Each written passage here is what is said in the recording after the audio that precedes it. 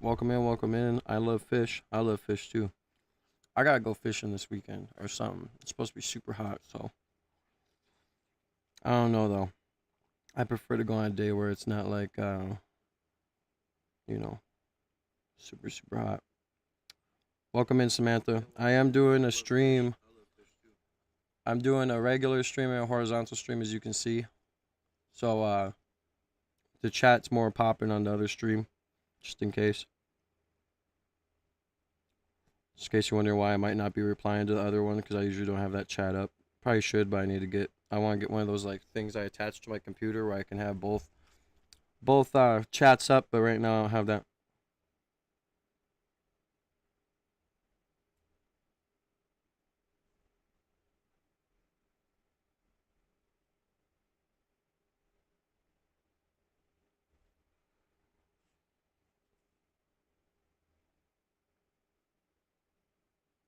Hopefully today's better, man, because all those videos I recorded yesterday to edit and upload, yeah, did not turn out. So little mad about that, but today's a new day. Get some new stuff figured out. Got to be on that grind, you know. I have catfish and Daniels and guppies and plexiglass. Nice. I have a lot of fish. Oh, nice. I used to have pet fish, but having pet fish for me turned into having pet reptiles. So I got reptile like bearded dragon, milk snake, Pac-Man frog, and a leopard gecko for my kids. But I'm glad you're back, Samantha. Um, Anyone who's coming in, make sure you guys double tap the screen and show some motherfucking love, man. I appreciate you guys for being here. Uh, I don't know. There's some stuff that I wanted to go over with the David trial, but we'll see. We got the Candace stream I want to go over. I wonder if I'm still logged into Instagram on here.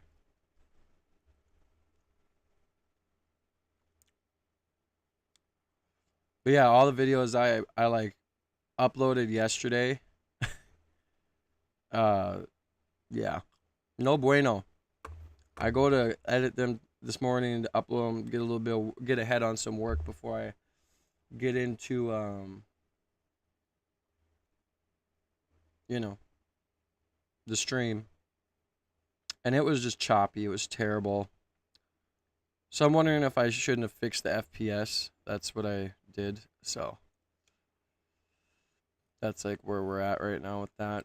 Why is it show?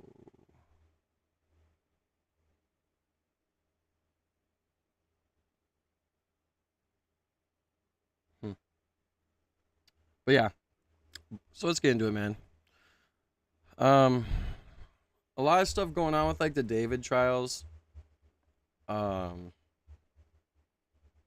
haven't really been getting into it too much, but we're gonna get into it a little bit. Some people have to say, obviously, it's not like recorded inside the court, so we're kind of just getting like what these reporters who are getting in have to say. And Traplore Ross is there. There's also this other guy that I'm following that is coming out of the courtroom and stuff. So I don't know, bro.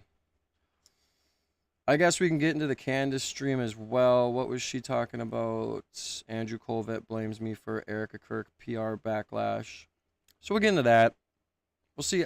And I'm wondering too if the reason why my videos didn't really turn out yesterday is because I am dual streaming. That could be a big reason here. So Might have to not do that, I guess. I don't know. I want a leopard gecko. Hell yeah.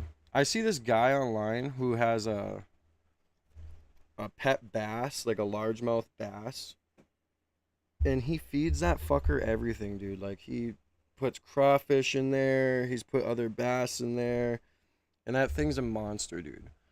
I also have follow this guy who has like a pet northern pike, and I would love to have that. That'd be cool.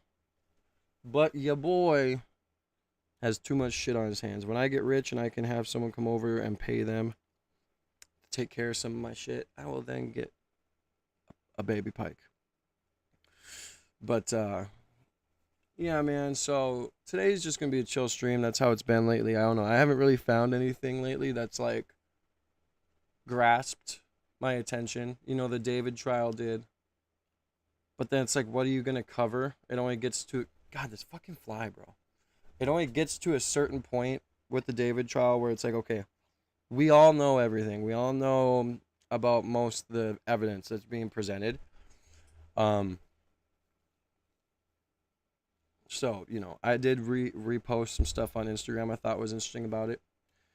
And I don't know if I can react to it, but Jack Neal did a interview with Andrew Tate before he got arrested, and it was like he must have foreshadowed this coming because, you know, Jack Neal uploaded it particularly on the basis of particularly for the reason he got arrested. He uploaded it like kind of like an emergency upload, like, oh my God, he knew this was gonna happen. We're gonna upload this, and he went through it, or I went through it. I was listening to it the other day, and it was very interesting. It was very interesting to hear what he had to say. And I know him and Sneeko are at odds, and I know he said some shit in the past that looks bad, especially with the whole cam business and the shit he was selling, like the Loverboy method. But I don't know. In my opinion, the first arrest, they had him for how long, and they didn't find anything. If they could have found something, they would have, and they didn't. So he thinks on this interview, he specifically said he feels like he's gonna be killed. I wonder if I can't. Hold on, let me pull it up, because I found it. I found it to be interesting. I hope I should see if I can't because some of these podcast people who are big do not allow you to react to their stuff, right? So, which is understandable. So hopefully it's not that big of a deal if I go over a short.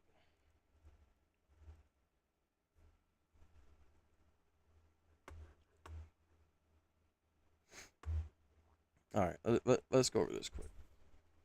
Where's the video here?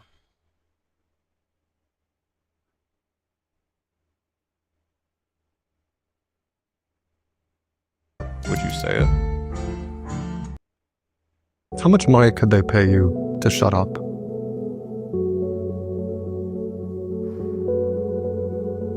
Some men don't want money, Jack. They just want to watch the world burn. And the world which I want to burn is this corrupt, scumbag, misandric shithole that we've built in these liberal democracies. Every single element of this, the whole... You know, and they bring up, you know, oh, he had the cam business, he did all this, he did that, and blah, blah, blah, blah. And it's like, yeah, okay, that's cool, that's fine. But you have to give him credit on the premise that he came out the way he did, and he's saying the stuff he did, and he caused a huge movement. He changed the internet. And if he was this cam guy, this fraud, why would he put himself in this position where, you know, the deep state wants him gone, right? They want him dead, or they want him in jail allegedly. And he just, you know, he could have just taken the money he was offered, or he could have just went away and hid. But he's still out here, you know, calling people out. And this is the interview I was talking about. It's very interesting. I would love to go over it on stream, but I'm not sure if I can, or if anyone would, or if I would be taken down for it. But, you know, It's just interesting. Story I've told is corrupt, head to toe, all of it. We talk about feminism and how women need equal rights. And in this interview, everything he says is backed up with receipts too. They have more rights than us in every single metric and regard. More men commit suicide, more men go to jail. Men have the worst lives. We build the roads, we build the buildings, we die in ditches. I don't want money. I want a minister for men's rights in government. I want all. That's not the one I watched. I want to show you one. If this is your last podcast, This is it right here. Watch this. what is the one thing you want men to remember? I always, when I was presented with the red pill and the blue pill, I have always my entire life taken the brave choice. At the time of filming of this podcast, I have just rejected their $50 million to drop my case and make all this go away. I just took a brave choice. So basically, the whole premise on why he was arrested is because they offered him $50 million to drop the school, to drop everything. Just stop talking about everything. Shut your fucking mouth, basically. And he said no. And so now they came and picked him up. They want him extradited from America, and they're trying to get him again. And Jack Neal dropped this podcast. So in my opinion, I think that Tate was smart in doing like a secret podcast that if something happens, you drop this, right? And now they're all sitting around a table deciding what they can do. I guarantee they're saying, is there anything we can do besides kill him? Or does he want to be in a plane accident? Planes crash, bro. Shit happens. The world moves on. Epstein died. The world's moved on just fine. Shit happens. And I actually think the reason I've said no to them is because if I say yes to them, I think that they may still consider killing me. So what I'm going to do, instead of living this way for the rest of my life, as a king with that sword over my head, I'm going to force a decision. Either I'm going to fucking win, or you're going to kill me. Well, everyone, this has been your guest, Andrew Tate. This is the Jack Neal Podcast. Appreciate you coming on. Thanks, sir. Yeah, it's sad, dude. I mean, and everybody like Sneeko was saying, oh, well, he bent the knee. You know, he hasn't been talking about Israel as much, and that's the problem. Like, everybody's so honed in on one problem. Like, Israel's like all that matters. Like, okay, well, maybe he slowed down on that, but he's still going on everything else. And I mean, that's gonna be sad. I hope they don't do nothing to him. I mean, I hope they don't lock him up. They didn't have nothing the first time. And I can't believe that Trump isn't like stopping the, but he's a part of the elite too. Like he's compromised too. So I don't know. But I mean, just like Charlie Kirk, dude, and people may not like Andrew Tate, but he has a large following. He did change a lot of lives, and he did change the internet.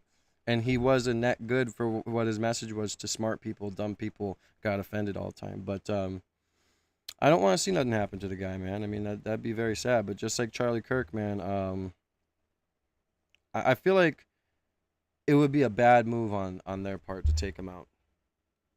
Because you keep taking out the people that we look up to or that we follow and all this other stuff, you're going to end up having a revolution on your hands. We're not stupid. We know what's going on. So the dumbest thing they could do is take them out, you know? Because it's like, we know you did it. And now we're done with you. We're fed up, you know? Right, you guys, happy Wednesday. So unsurprisingly, the Daily Mail article of Erica referring to me as a soulless ghoul and a BI backfired. It turns out that most people in the rational world think that someone demonstrating repeat compassion for the man that she believes murdered her husband while displaying repeat anger at the person who's trying to figure out if Tyler actually even did it or if more people were involved, that did not go over so well with the public. So how did they respond? Well, Andrew Colvett, PR disaster, came out of the gate today swinging and attempted to blame me for the article, alleging that I colluded with the Daily Mail journalists to publish the article. In effect, I called myself a BI and a soulless ghoul so that I could then respond to the article on this show. We're talking about the Daily Mail. Go try to find a nice article about me in the Daily Mail, or really anywhere, actually, They are running the PR game, obviously. They've been very favorable to Erica. And I just have to say, that is an Olympic stretch. I mean, the stretchiest stretch of all PR stretches. I am telling you, that man is losing it. Andrew Colbert has officially lost it. That this is going to backfire so badly to pretend that the article was fictionalized, because heads would have to roll. People would have to be fired. They'd be forced to issue a retraction. So before we get into what he attempted to claim before he was, of course, met with a community note on X, we first need to dive back into where we left off on Monday, the term Mormon Mafia. Who and what does that refer to specifically? Today is an episode where you have to take out your notebooks, students, because it is a lot to learn, but it is very important and absolutely fascinating. Welcome back to Candace. Here come the bots. All right, so the Mormon Mafia, who among you has even heard of that term? So I gave you the context of my having first heard the term from Courtney Love, of all people, and I genuinely had no idea what she was talking about, what she was referring to. We were talking about Hollywood, and she was then telling me everyone talks about the Zionists, but you have to understand the relationship between the Zionists and the Mormons, controlling everything in Hollywood and music and publishing rights. I was totally confused. I will be clear, however, that in my personal experience, I very much believe there is a Zionist mafia operating, because there always has been one. I think Michael Jackson alluded to that before his death. Kanye West alluded to that after his gym trainer, Harley Pasternak, threatened to drug him and take his children away. What kind of gym trainer writes that kind of stuff? And I have to... Yeah, we've just been so conditioned as a society to like see this stuff really happen, see it in front of our face, and it's all due to the internet and TikTok brain and all this other stuff. And like we just are like, oh well, it happened, and we don't even talk about it. Like, how does this not cause massive uproar within America? Like, I just don't get how we just let so much shit slide. But tell you guys, make sure if you're new to the stream, you double tap the screen, get the likes up, show some love and support. Appreciate you guys for being here. And this is not even a joke. One of the reasons, among many, that I was fired from the Daily Wire, a specific reason that they listed, was I suggested that there could be a Jewish mafia in Hollywood in my coverage of Michael Jackson's death. It was deemed an anti-Semitic suggestion, the mere suggestion that there could be a Zionist mafia.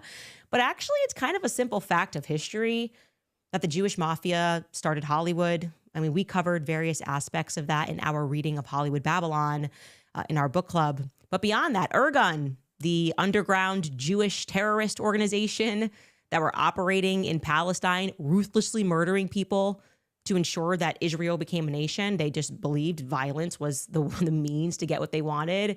And when I say murdering people, I don't want you to think that I'm just referring to Palestinians. I mean British people, whoever and whatever was in their way. They were behind the infamous King David Hotel bombing. They loved to use bombs in Jerusalem in 1946.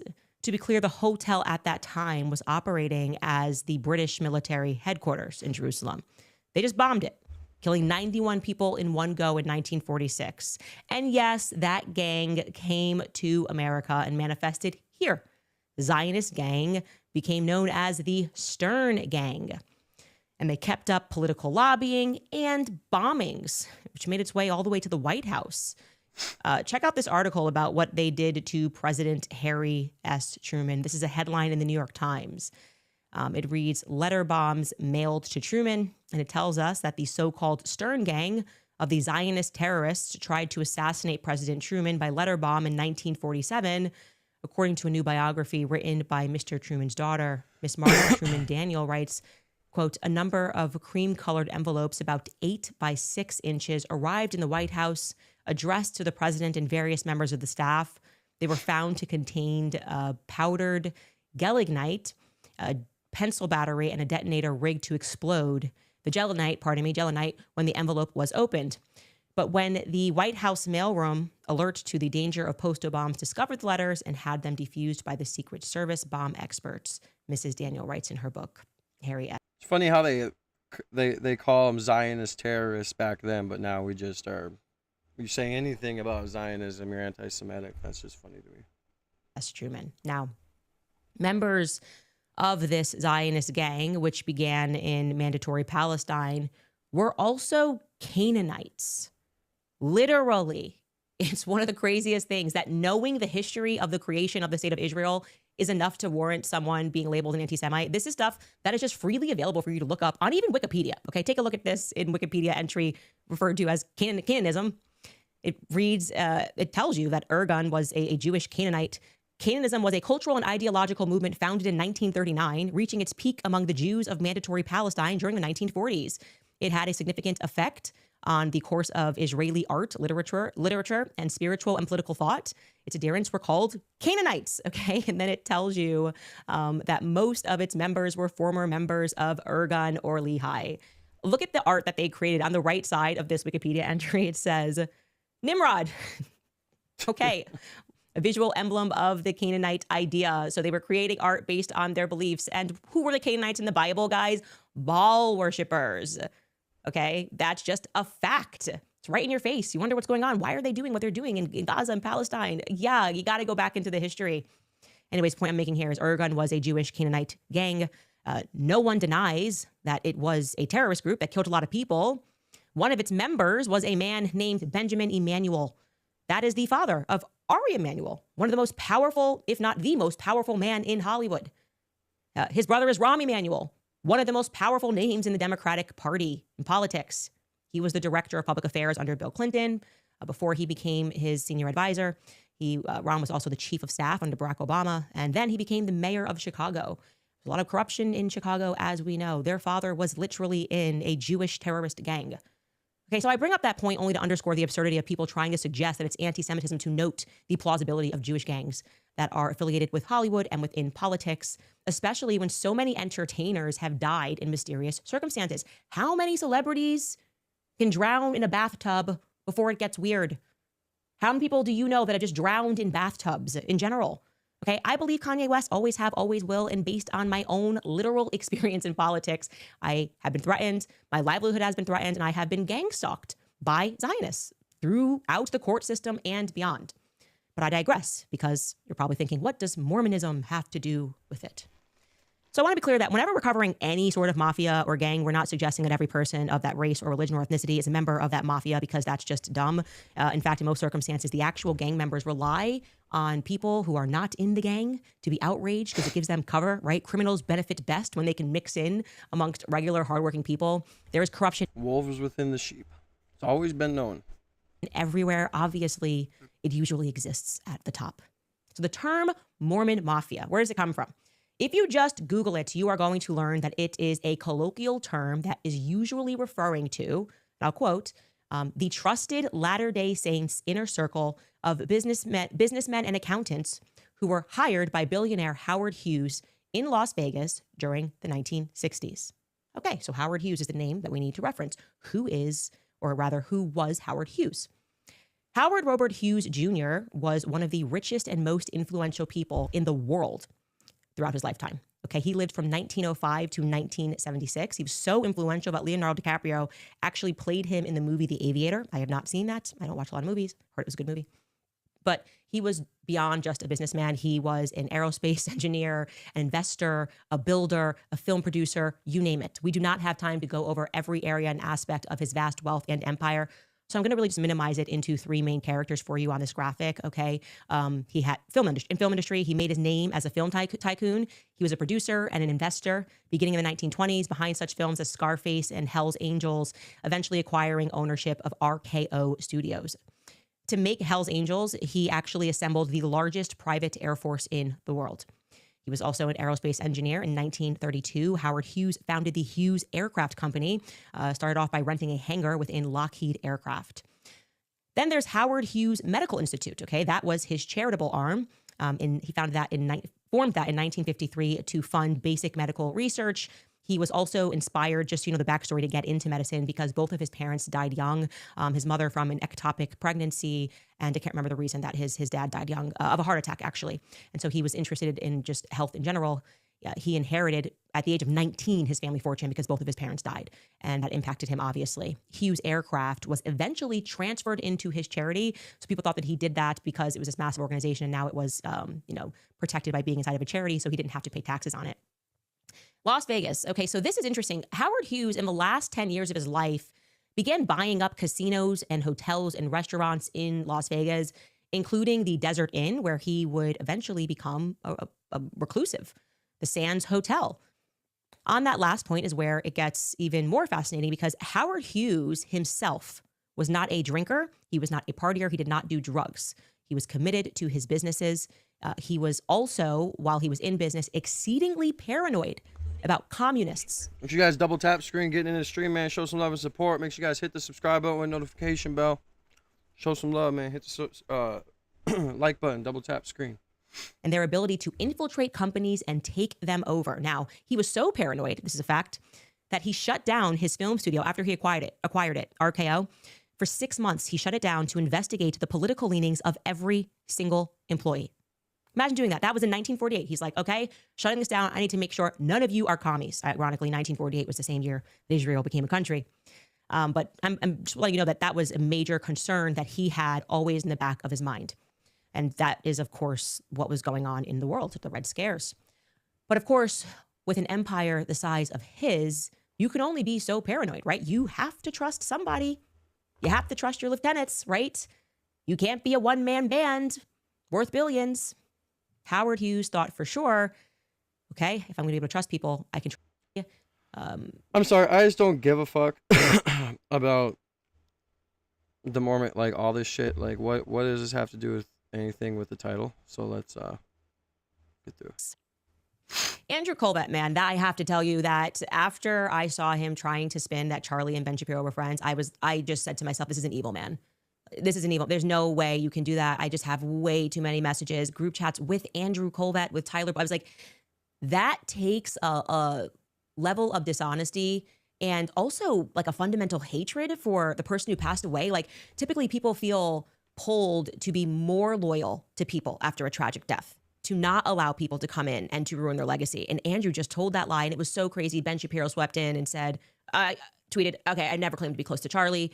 Blake Neff went on to the podcast and said, yeah, no, Charlie had issues with Ben, but he did consider him at least an ally in the movement. You know, he was constantly texting about him, making fun of him. Andrew was just going to keep it up and just tell an extraordinary lie, reverse the truth. Candace was an enemy and Ben was a friend. That tells you Andrew Colvett's character. And so I am not surprised at what he's attempting today. It is very stupid what he's attempting, unbelievably stupid, because it's so easy to debunk. Of course, we showed you yesterday another PR disaster from start to finish. Erica's PR has been a disaster. It just has. Andrew Colvett has been driving that bus. She also told me they brought in crisis PR teams, and these people are just not reading the public sentiment from the very beginning. What actually began this slide was that tour when she went on to Fox News and then did Barry Weiss. She did like a bunch of shows in 1 week, and then they asked her about the podcaster, Candace Owens, name-checking me, and she'd just stop, and people were like, whoa, you kind of demonstrated compassion for Tyler Robinson on stage, and you've got these evil eyes for Candace. What's up, right? What's up with that?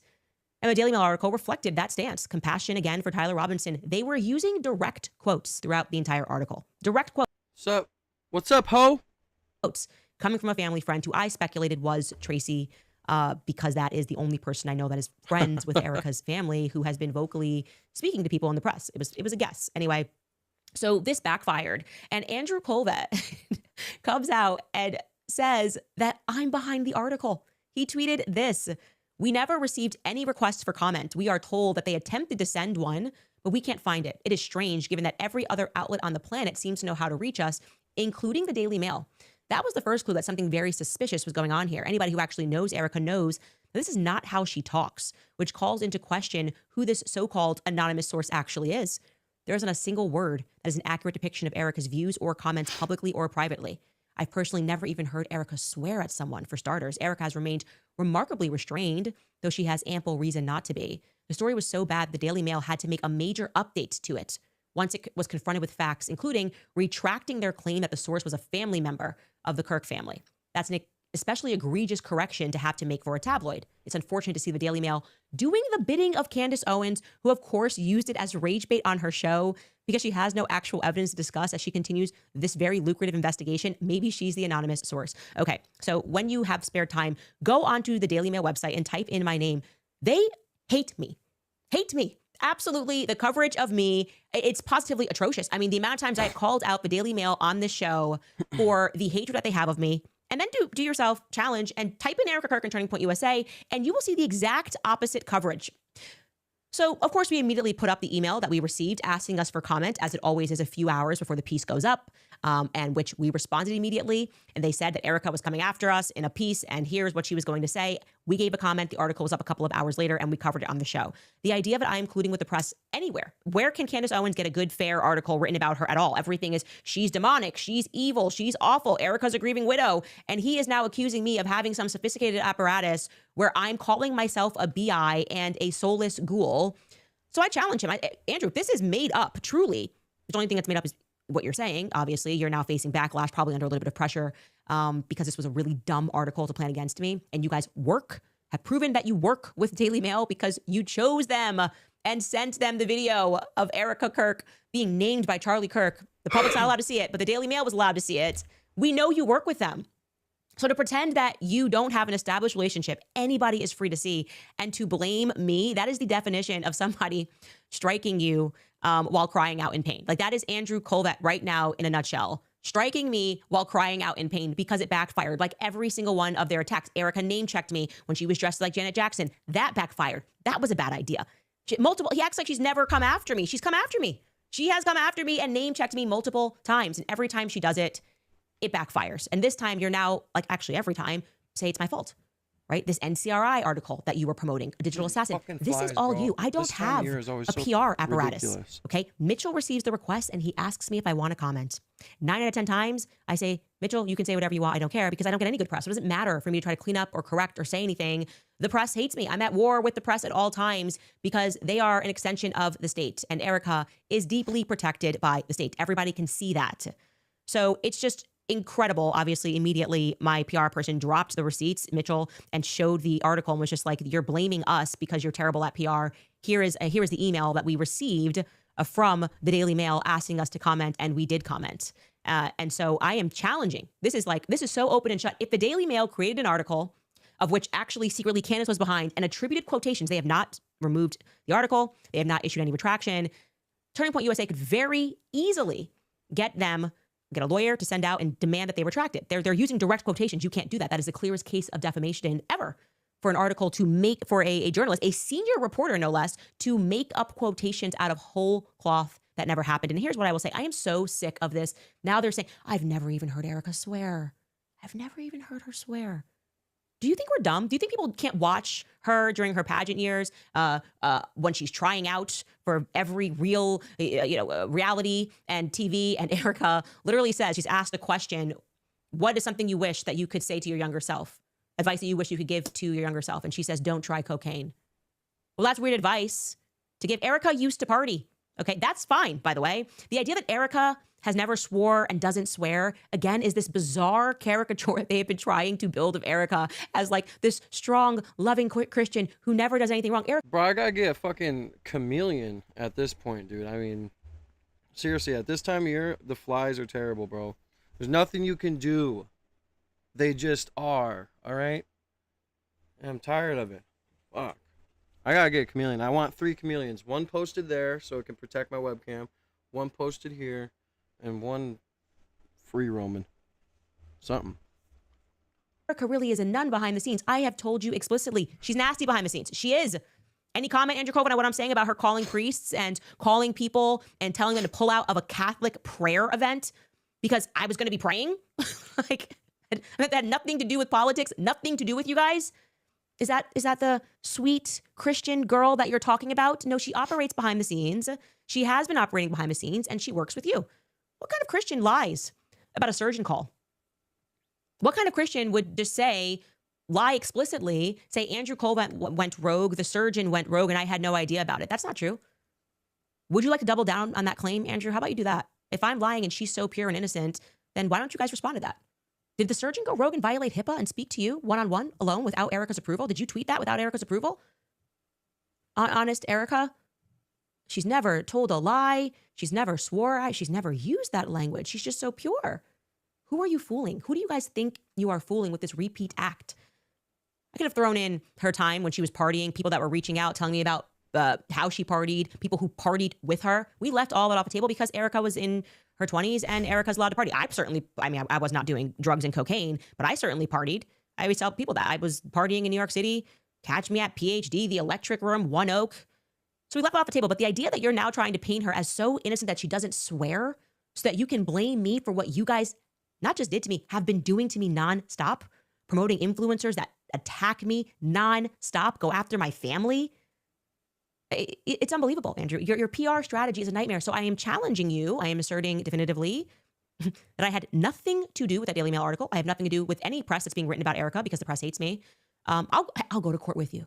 You get them for defamation. If Candace was behind these direct quotations taken from a family friend, an article that has not been retracted, I am your ally, Andrew. That's really dirty business for a senior reporter to do. That person should be fired. Like you should actually pursue that. That would be a good use of your time rather than tweeting stupidity into the universe, as seems to be the full-time job of both you and Blake. Okay. Anyway, a couple of things that I did want to respond to from yesterday's episode. We got a lot of emails, and tomorrow is when we are going to cover, obviously, who Ben Shapiro was allegedly lunching with when he found out and got to the news, and his security sprung into action and spoke to we still don't know who on the phone in the car. A couple of people thought that the car looked like it was burned, that the panel was black and brown. That's actually, just so you guys know, you can get, that's just an option on a car. That one looks particularly dry, but like you can get that option on a car. I've seen that many times. So we're actually showing you that is a full option on a car. That's not any type of conspiracy there, that there's black and that there is brown. And then I also wanted to comment on people who noted that Mikey had two phones. We've been getting a lot of emails about this. Mikey having two phones in the news clip that we showed you yesterday walking into the hospital. Also, it's a fact Mikey did have two phones when him and Charlie walked into the event. The reason why I have not commented on that, and also Blake Neff oddly saying I put that phone away, that implies there's another phone. Everyone would just say I put my phone away. And Blake Neff does say I put that phone away. And I can show you that clip. Take a listen. I remember he calls Erica. Around the same time, I pull out my phone and I call my mom just to say, Mom, there's been a shooting. You're going to see it on the news. I'm okay. Pray for me. I've got to go. And I remember that call. And around the time I put that phone away, and then he immediately calls his dad. He calls Rob McCoy. Okay. I put that phone away. That is strange. That is, you would say I put my phone away. You would not say I put that phone away unless there was another phone. But we don't have anything concrete. And what I mean is, what I can say definitively is that when me and Charlie did events, a lot of times we would hand our... Appreciate the 100, Mr. Green. Much love, much love. Appreciate the love. Make sure you guys double tap the screen, man. Show some love and support. Get those likes up. Join the family. Hit the subscribe button. We're on the road to 20K subs. I appreciate the 100. Oh, never mind. Sorry. Our phones to our assistants. So I don't know if Charlie had his phone. I have not yet seen, or I guess I should say I haven't myself looked to see if Charlie had his phone on the table in front of him, because Mikey could just be holding Charlie's phone, and Mikey could have taken Charlie's phone to the hospital. I will look for that, but that's the reason why I haven't replied. And obviously Blake Neff saying that phone isn't enough evidence to suggest that all of them had two phones. Mikey may have had two phones. That is a plausibility, but it is also a plausibility that Charlie gave his phone to Mikey just ahead of the event, because I did that a lot with Charlie. We would hand our phones to our assistants, and then we would go on stage. So I'll leave it at that. And I do also want to show you one more email that we got from a seamstress regarding what was in the car. She wrote, Candace and Barron, she CC'd Barron on this email.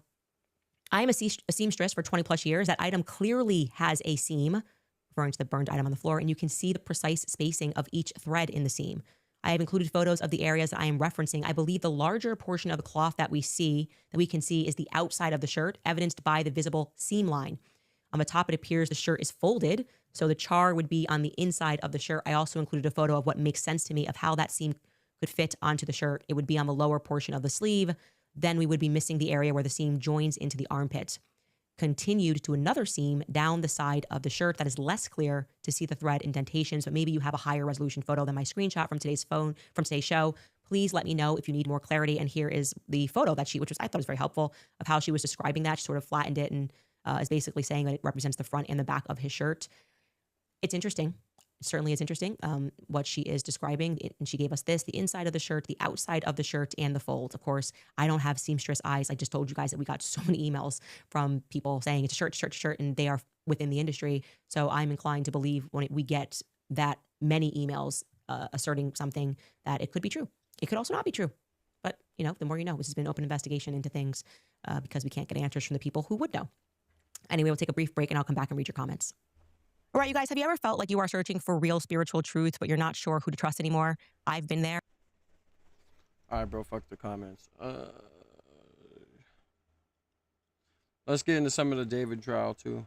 All right, day 2 of the preliminary hearing. David appeared in court today. It's very bad. I mean, just watch the full video. Hit subscribe, let's go. Burke arrived in court wearing the same orange jail jumpsuit and black-rimmed glasses, appearing again relaxed and unfazed. As she greeted him before the proceedings began, defense attorney Blair Burke leaned over and rubbed his back. He remained shackled at the waist with his hands free. The second day of testimony began with defense attorney Marilyn Benarski continuing her cross of Benjamin Greger, the former director of finance for Mogul Vision, the management company that oversaw David's career and finances. So obviously, his finances are involved in this because the state is saying it was financial motive to silence the victim. Greger testified that nearly all financial matters were handled through Burke's mother. Interesting. Colleen Burke, whom he said communicated with roughly 10 times a month between 2024 and 2025. That's a lot of communication. According to Greger, Colleen managed Burke's accounts, transferred money, monitored balances, and paid his credit card bills. He said Burke himself never asked how much money was coming in or how much he was expected to earn in the future. Holy shit, David had a lot of trust in his mom. Bro was making millions and millions of dollars and didn't ever check it, is what it sounds like. Never asked about it or anything. Defense appeared to be laying groundwork to argue that Burke had little knowledge of his own finances and attempted to undercut any allegation that he acted with financial motive. I mean, I guess it's a good point, but it's common sense to know that if it gets out he's in a relationship with an underage girl, that is going to damage his career. It would be over. All right, someone named Sheldon was live-in security for David. Greger said security guard Sheldon lived at Burke's home for about 6 months, though he testified he never discussed what occurred and said the residence with Sheldon present. The defense also questioned Greger about encrypted. Damn, bro, I don't remember being there. I was doing a lot of things, though. I mean, I could have been there. Messaging services used by Colleen Burke. Wait, David's mom was using an encrypted messaging service. I'm guessing this is in between the time of the body being found and him being arrested. What was it, like Signal or something? Greger said she became concerned about the security of her communications after personal information was leaked to the media. Benarski later attempted to question Greger about Burke's charitable giving and a trust known as Thorn Rose Trust, but prosecutors repeatedly objected on relevance grounds. And Judge Almeida sustained the objections, explaining the line of questioning was not relevant to determining probable cause. Clearly, defense lawyers were trying to show David donated to charity, but the judge doesn't care about any of that. On redirect, prosecutors tried to reveal the extent of Burke's involvement in his own finances, aimed to show he was involved after all. Although Greger acknowledged Burke bought homes and signed contracts involving money, he testified that he personally never reviewed financial matters with the singer, one-on-one. Beth Silverman noted that Burke had a separate bank account and a separate credit card that he managed himself. Greger said he was unaware. Ooh, so the state fired back saying, he had his own bank account and his own credit card that he managed completely by himself. If I were to guess, he clearly had a business account, and then his mom would transfer money to a personal account for him to spend. And she would obviously invest and do other things on her own with a financial advisor. Silverman then moved to questions surrounding 14-year-old Celeste. When asked, Greger testified he never discussed travel plans involving Burke and Celeste with Burke's mother or former manager Josh Marshall, including whether Burke had purchased airline tickets for Celeste to travel to London. However, Greger acknowledged he spoke with Mogul Vision's Robert Morgenroth about whether or not Celeste had actually traveled to London. He testified the conversation did not include any discussion about traveling to Texas, just London, and the flight purchase appeared to come from one of Burke's personal accounts, rather than an account managed by Mogul Vision. Ooh, okay, so that makes it even worse, low-key, for David here. I mean, flight purchases with an underage girl that ends up dead is linked to his personal bank account. Redirect concluded with prosecutors asking whether Greger had ever discussed allegations involving fake IDs, parties at Burke's home, or drugs or alcohol with security guard Sheldon. Silverman hinted that Sheldon spent ample time with Burke and Celeste and even allegedly drove them around to parties. Terrible look for that security guard. I mean, maybe he believed that she was 18 years old, but come on, bro. Prosecutors next called Louis Poimiru, Vice President of Finance at Interscope. Yeah, after they found that body, he sure as hell looks older than 24. He probably aged like 5 years. Hold on 1 second, guys. I forgot to do something before the stream. It'll take me 2 seconds. Forgot to monetize the video. Excuse me.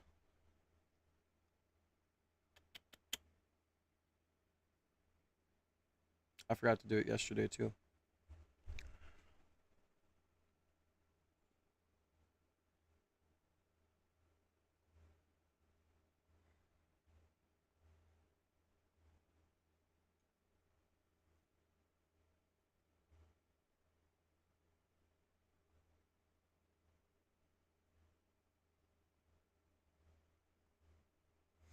I don't know why it can't just be automatic. Like, why do I have to constantly do this shit? What is what is? All right, let's get back to it.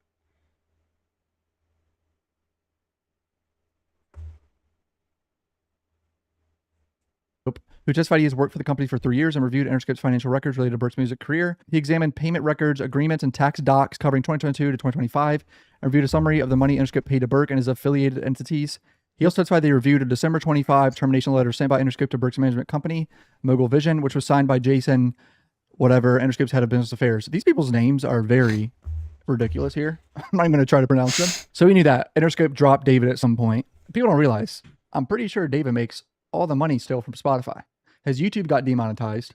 But right now, as far as what we know for the public, David's still getting Spotify checks for these songs. I would hope Spotify has cut that off, but who knows? According to the summary introduced in evidence, Interscope paid around $950,000 in 2022, $3.8 million in 2023, $186,000 in 2024, and $2.2 million in 2025. That is a funny way to look at how advances work. I'm guessing these are a lot of advances for albums and shit. In 2024, You guys fucking hear my cat?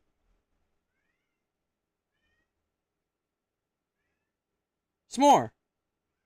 Shut the fuck up, man. No one wants to hear your meows, okay? No, yeah, what are you doing, bro? No one wants to hear your meows, right? No one wants to hear that shit, huh? No one wants to hear that. he didn't have an advance, so it was only $186,000. But all these other years were advances for albums, I'm guessing. 22 and 23 payments included deposits into Burke's Coogan Trust, which was a court-protected account required for child performers in California, where 15% of minors' earnings are set aside and cannot be accessed by parents or guardians. Crazy. They had to make that law for children actors on like Nickelodeon and shit, because they would make millions of dollars and then the parents would spend it all. When prosecutor Besserman asked whether those funds were reserved exclusively for Burke, he replied, "That's my understanding." The records also show Interscope guaranteed Burke $3.2 million for his first album, with roughly $200,000 allocated toward legal fees, $1.5 million for his second album, with half of the recording commitment paid up front. He further testified that Burke earned an additional sum of $485,000 through brand partnerships with companies including AMC, Hollister, Crocs, and Bose, while another $653,000 was paid for tour support, marketing, and media-related expenses. So the dude's making bread. We know that. Some financial figures are subject to revision, as the court exhibits have not yet been made publicly available. The amounts are based on real-time notes taken by reporters inside the courtroom. During cross, Marilyn Benarski focused on Burke's Coogan Trust. I'm just going to call this guy P, by the way, because I'm not going to even try. Questioning P about who solely controlled the account and what happened once Burke turned 18. Benarski asked whether Burke had exclusive control over the trust funds and whether anyone in his family could have access to the money, but P testified he could not answer those questions. Benarski noted that Burke turned 18 in 2023 and acknowledged the payment summary introduced in evidence did not show. Yeah, dude, he'll just sit here with his head in my hand, and just like, yeah, he likes, like, his whole head will go in my hand, and he likes it when I do that too. He's a goober. Any Coogan Trust payments after 2023. Benarski attempted to go over Burke's prior contract with Interscope as well. However, P seemed to have trouble understanding the line of questioning, which seemed to slow the proceedings. Prosecutors next called California Highway Patrol Officer Sean B. I'm not even going to try with these last names. Who testified that on January 7, 2026, he responded to a report from Caltrans worker who had discovered a passport card belonging to Celeste along Highway 154 east of West Camino, Cielo Road in Santa Barbara County. So yeah, I was right. Yesterday, her passport card was indeed found by a worker, where license plate readers tracked David around in those areas. B said that the area consisted of a dirt shoulder with tall grass and steep embankment overlooking several sharp drop-offs. According to his testimony, the Caltrans employee told him he found the passport card while walking down the shoulder during a traffic control assignment after some recent rain. The worker said he searched Celeste's name online, realized who she was, and contacted the police. Can you imagine being that worker? You look up that name, you see it's a dead girl that was found in someone's trunk. My heart would drop into my ass. B testified that after confirming Celeste was listed as a missing person, he photographed the scene, documented the location with GPS coordinates using Google Maps, notified LAPD. Exhibits shown in court including photographs of a highway shoulder, the brush where the passport was found, and the passport card itself. The passport of Celeste was shown in court where she appeared to look very young. Throughout the testimony, Burke remained focused on the courtroom monitor, appearing expressionless as images of Celeste's passport was displayed. This guy showing no emotion whatsoever. I'm sure his lawyers told him to do that, but whatever. B also said CHP and LAPD searched the surrounding area but found no... Yeah, that's what people, like, when you go to court, that's what your lawyers tell you. Like, don't shake your head. Don't talk about, don't like whisper under your breath. Like, don't just sit there and get through the proceeding. Like, they don't want you to show any sort of body action or emotion. No additional evidence. On cross, defense attorney Regina Peter focused on how the passport card was recovered and whether investigators could determine how long it had been there. B acknowledged that Caltrain's worker picked up the passport before law enforcement arrived and was not wearing gloves. He also testified he did not ask whether the passport had been face up or face down, partially blurred or otherwise covered by dirt or vegetation. B said he was unaware whether the passport card was ever tested for fingerprints and agreed he would not be able to determine whether it had been dropped recently or carried to the location by weather or storm. So just trying to add some, doubt on this Yeah, Wisconsin. It's like the age-old joke that like 10,000 million people have came in and said like, if you're at a kindergarten reading level, that's fine. Like that's call me whatever you want as long as you subscribe. Discovery of the passport card or whatever. We don't know how it got there or when it got there, or if David was involved, even though he's tracked there. Peter also questioned why B photographed himself of only pointing toward the area where the passport had been found instead of taking a photograph of the exact location itself. A Google Maps exhibit introduced by the defense appeared to place the GPS pin on the highway rather than in the dirt shoulder. B said he placed the marker using satellite map view and still claimed that the coordinates he documented were accurate to the best of his ability. Before lunch, prosecutors called LAPD criminalist Chelsea Murillo, a forensic field investigator with the Department's Scientific Investigation Division, who testified she has processed more than 230 crime scenes over 7 years. So this lady got some experience. It's a lot of crime scenes. It's about 32 crime scenes per year. Prosecutors displayed photographs of the vehicle. Murillo testified that the entire exterior was coated in a noticeable layer of dust, leading her to believe it had been sitting undisturbed for some time. She also described a strong odor consistent with the decomposing body based on her training and experience, and noted insect activity inside the vehicle's front trunk. More photographs were shown. Numerous air fresheners scattered throughout the cabin and trunk. Along with a bottle of Perel hand sanitizer, one of the air fresheners displayed the phrase "love is in the air." Was he throwing air fresheners in his car to cover it up as much as he could? Because remember, the state says he was hiding this from everyone, lying about the smell to his friends and everyone in the house. And the fact that one says love is in the air. After spending much of the morning focused on Burke's finances, including testimony about millions of dollars in music earnings, his personal bank accounts, and a London trip he allegedly paid for himself with Celeste, the people shifted their attention back to physical evidence. Before testimony resumed Tuesday, the court addressed a pair of slightly awkward procedural disputes. Patrick Steinfeld, Celeste's family's lawyer, asked to make a record of what he described as concerns over not being permitted to use his laptop in the courtroom. The judge appeared to admonish Steinfeld and instruct him to be more respectful in addressing the court. Girl, dude. Moments later, defense attorney Blair Burke raised concerns about a visual presentation prosecutors planned to use during testimony of LAPD criminalist Chelsea Murillo, saying she had not been made aware of it beforehand. Beth Silverman quickly and sharply argued, telling the court the defense had in fact received the materials. The exchange showcased the ongoing tension between the two sides before testimony resumed. So these two women on the screen right now are beefing. Another argument also arose between the attorneys of the access of prosecution's exhibits. Beth Silverman told the court she wanted to photograph several exhibits during an afternoon break, but said she had been told she, and Silverman is a known prosecutor in LA. So Murillo walked the court through additional photographs documenting the forensic processing of his Tesla. She testified investigators found multiple air fresheners tucked in the rear door pockets. While additional photographs showed extensive insect activity inside the front trunk, including maggots, dead flies, and clusters of insects surrounding one of the air fresheners. There are also close-up photographs of dense masses of maggots inside the front. Murillo explained that investigators tested portions of the vehicle using phenolphthalein, a presumptive blood test, and later applied Blue Star, a chemical enhancement similar to luminol used to detect possible traces of blood. Before and after Blue Star images were also shown from the front trunk and third row seating area, where Silverman suggested Celeste may have been placed at some point inside the vehicle. Holy shit, we did not know this part. Beth Silverman is hinting that he had her at another part of the car, in the back row of the Tesla at some point. Like in the back trunk, not the front trunk. Holy shit. So this is obviously what they're talking about here, Blue Star. Murillo further testified investigators recovered a USB flash drive, a memory stick, from Tesla's glove compartment, which was collected by LAPD Detective Marino. If it's just the flash drive, there's not going to be much space on that because I have a Tesla. The flash drive they give you is only 128 gigabytes. And there's so many cameras in this car, it records over itself a lot. Like, and if you don't have Sentry mode on all the time, you're not going to have any footage on that thing. You know what I'm saying? Like, it records over itself. You need a bigger hard drive. You need a terabyte hard drive in there. On cross, defense attorney Blair Burke focused on the handling and processing of the vehicle. I just will never get a fucking Tesla. Like, why?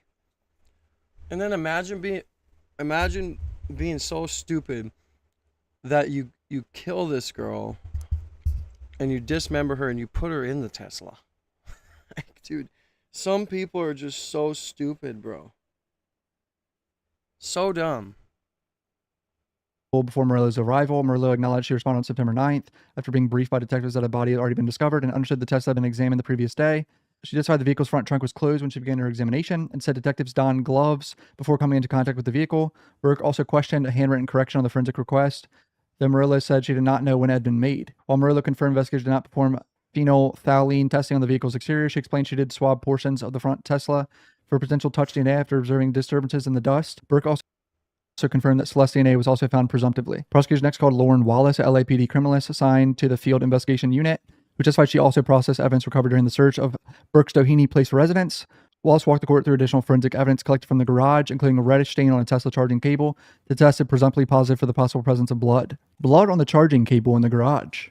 This is such sloppy work. Like, the whole thing is so disturbing, but like, he really did this, which kind of looks like he did. This is like, he did a fucking terrible job at covering it up. First of all, the body was found in his car. Like, what, you get the point. Wallace also testified. Like, why wouldn't you just go steal a car like an older version of a vehicle from some random neighborhood, put the body in there and bring it back undetected, right? Or go start it on fire. That investigators documented 7 linear cuts and rubber floor mats recovered from the garage, describing It's the damage just as being too consistent fucking with boring. I can't do it, bro. It's too boring. I think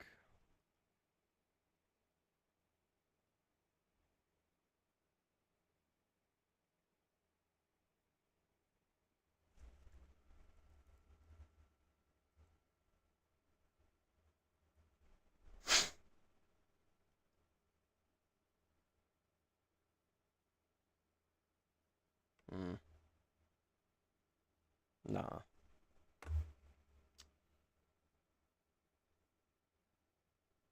Cops catch man after dumping chopped up body in the river. Oh yeah, we watch. Well, she just came to the house. She said she found a foot. All right, bro. We're gonna record this. We'll see if today's recordings are better, because all the recordings that I did yesterday that was supposed to, like, I was supposed to upload today, did not record properly. We'll just say that, okay? Okay. We'll just say that, okay. Man gets caught dumping dismembered body into the river by police. Is this a banger? We will see. Well, she just came to the house. She said she found a foot. Your granddaughter did? Yeah, that is real, right? Looks be that way. A teenager's walk near the water turns into a nightmare when she discovers dismembered human remains. Within days, detectives are led away from the river and straight to a house of horrors. All I remember is cleaning up the blood. Oh shit, hold on. Let me fix my... Where should I put myself? Like right here?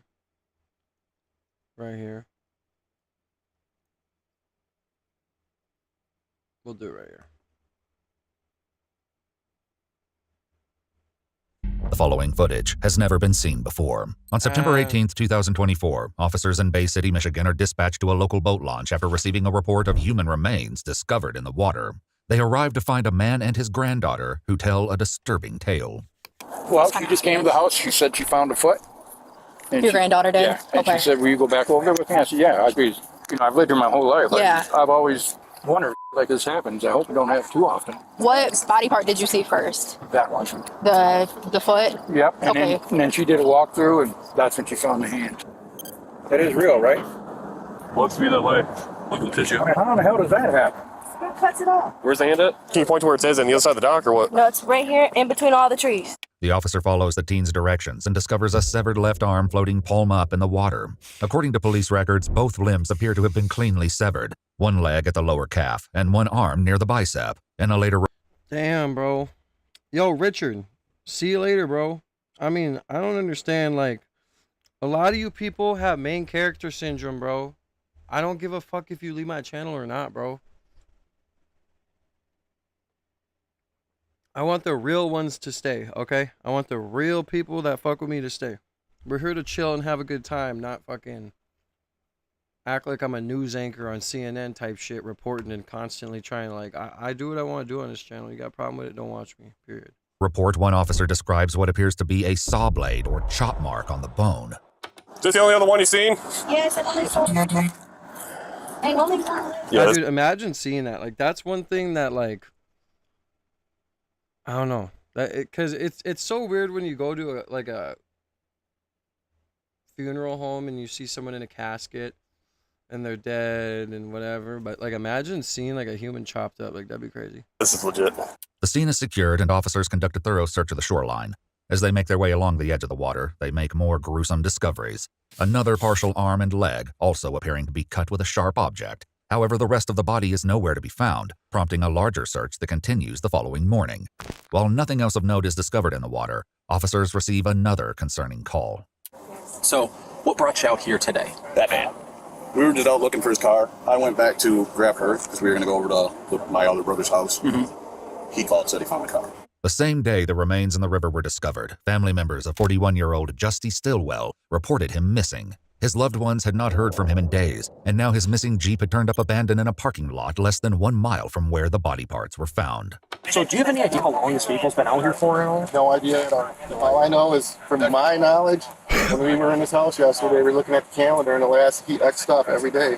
He didn't X off Saturday. And I don't think maybe even Friday, and his trash wasn't put out. So then we're like, what the hell's going on? But I'm a 41-year-old male, you know, sometimes they can just decide to, but it wasn't like him. Has he mentioned anything about talking to anyone new or out of the ordinary? Because I didn't talk to him that much. The last time I seen him was my dad's funeral. According to his brothers, Justy is a man of habit who doesn't have any enemies, making his sudden disappearance all the more concerning. Although no one has officially connected Justy to the remains, everyone at the scene knows what had been found the night before. Yeah, she's all worked up with everything that's going on on the other side of the river, too. It's plastered all over Facebook. I know you're not going to give me any information, but I got a pretty damn good idea. It's not complete what we found. Right.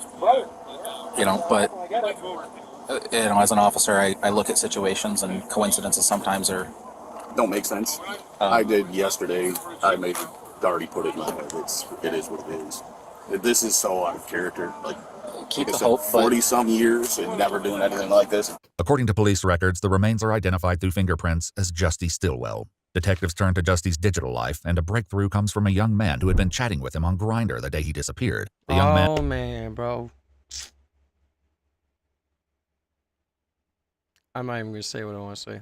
And wanted to meet up, but he tells investigators that Justy was walking to a friend's house and said he couldn't. Doing some detective work of his own, he reached out to the friend online. The friend responded, sent back a selfie, and with that photo, investigators identified him as 40-year-old Robert Tweedley. On September 25th, he's taken to the law enforcement center, where investigators sit him down for an interview. So what is your understanding for why we're here talking to you today? I don't know exactly what happened. I'm going through a lot of sorry about my language. It's okay. A few months ago, I called community mental health to admit myself for wanting to commit and then hurting others, and nobody would listen. Nobody would give me the help that I needed. I got drunk one night, and somebody was a couple months ago. Somebody offered me meth. Well, I got kind of hooked on it. I don't remember much. I just remember getting high and drunk, and that's it. And then I saw that it was what was happening. I put two and two together. So, as far as what? His name is Justin.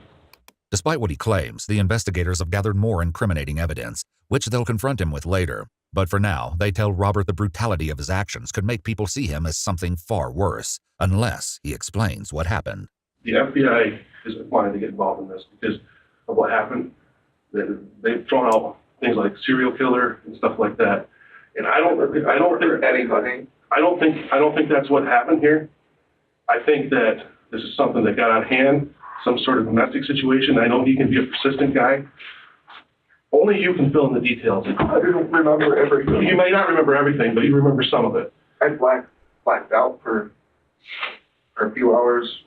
He actually came over just to talk and help me through communication, had somebody to talk to. Okay. I'd only known him for a couple months or so. All I remember is cleaning it up. Cleaning what up? The blood. The sergeants conducting the interview aren't convinced that Robert doesn't remember killing Justy, but the more they let him talk, the more he seems to recall. How did you kill him? I don't think how I did it. I pushed him down the stairs. Did you push him down the stairs? I think I did, yeah. I pushed him down because he was getting out.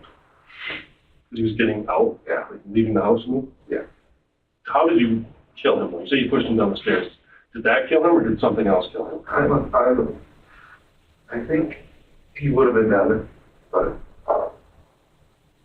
I think I choked him. I think I choked him.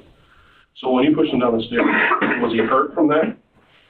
Yeah, he was barely breathing. How did you choke him? Got on top of him, strangled him. With a rope or with my hands? One hand or two hands? Oh. Do you remember how that felt? I couldn't stop. That was the thing. If I wasn't I would have called 911. By Robert's account, with Justy deceased at the bottom of the stairs, he was faced with the issue of getting him out of the house. But Robert explains Justy's body was too heavy, so he did the unthinkable. I chopped him up so I couldn't get him out of the basement. What did you use to chop him up? Welcome in, smiling. Yeah, dude. I mean, this is exactly why. Like, you got to be very careful who you talk to on these dating apps and stuff, dude. Like, you know, it's all random people getting on these dating apps, and you know, you talking to strangers, and you may talk for a while. You may think you're comfortable with going that place, but you never know what these guys or what these girls or any person is thinking about doing to the next. Probably Max. Probably, or is that what you use? That's what I used. Robert says he walked to Justy's home, took his Jeep, and drove it to Walmart where he used cash from Justy's wallet to purchase the axe. Afterwards, he used the Jeep during the disposal of the remains. He admits to dumping his arms and legs into the river, but placed the remainder of his body in a nearby field. I didn't mean to. Yeah, I believe that. You don't know what led up to this, though? Yeah, you didn't mean to, but yet you went to the store with his money, got all the stuff you needed to get. Like, stop crying now, you little bitch. Like mental health and to the state of Michigan. They wouldn't help me. I called and I begged for help. They wouldn't help me. We need to start setting some things right. Obviously, like I told you, we have his arms and legs, but I would like to get the rest of his body and his head so that we can give him a proper burial for his family. Will you please help me with that today? It'll go a long way to show that you are I'll do sorry. whatever it takes because I'm not a monster and I'm not a killer. I wanted to kill myself, not anybody else. I believe that. After disposing of Justy's remains, Robert spent time cleaning up any evidence of his sinister actions, even posting about his cleaning spree on social media. In a chilling Facebook post made the day after Justy was killed, Robert wrote, "I'm so tired I can't sleep at night. I cleaned my house today. I got back on a cleaning kick. Just wish I had the right cleaning supplies, LOL, but hoping to get some sleep tonight. I have a 10-hour shift."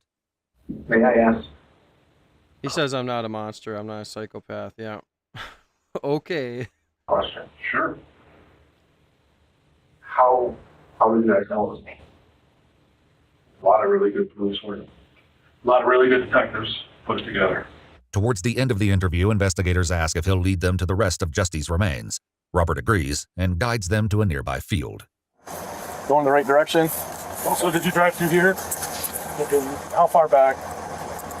Not that far. I think there's a fence that divides us. Okay. There's a hole in the fence. This way? They'll call this fence right here. And it goes all the way. Is he on that side of the fence? Literally, that hole in the fence is Cadaver dogs assist in the search, and investigators recover Justy's pelvis, upper legs, torso, and head. Meanwhile, Robert's home is searched, and investigators find multiple items used in the crime that Robert admits trying to burn in a fire pit. In the basement, they find apparent blood and marks in the concrete consistent with an axe blade. Robert is permitted to write an apology letter to Justy's family, which reads in part, "If I could take it all back, I would, and trade places with Justy.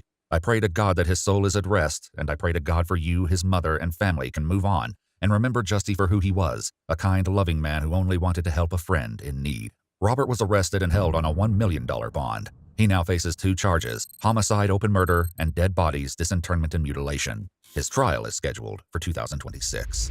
Watch our full videos as they were originally made, with no... Damn. Well, don't go on Grindr, kids.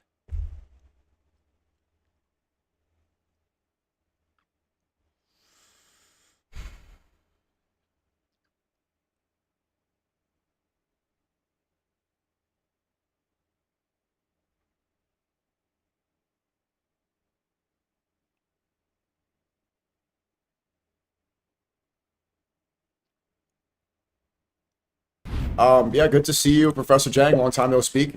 Hope I you're like, doing well. dude, I like Professor Jang. I'm not gonna lie, he's very smart. Has a lot of good outlook on everything. A lot of good, like, you know, way of seeing things and way of thinking like that I never would have, especially when the Iran war began. Yeah. Yeah. I see you've been busy. Yeah. What do you mean? Well, you got in this fight with Alex Jones, right? You went to the World Cup. You went to Mecca. You've been doing quite a lot of stuff. Yeah, I've been busy. What did you think of that Alex Oh, you Jones? almost got deported, right? And I got deported by Elon Musk. Yeah. Yeah. Oh, yeah. I forgot about that. Sorry about that. Yeah. It has been busy. I wasn't sure what you were referencing. I was referring to a lot of things. Yeah. Yeah. Well, you've been busy as well. I saw your recent podcast. Your hair looked different. I was like, well, it looked you looked like Xi Jinping almost. Yeah, yeah. It was a Chinese hairstylist.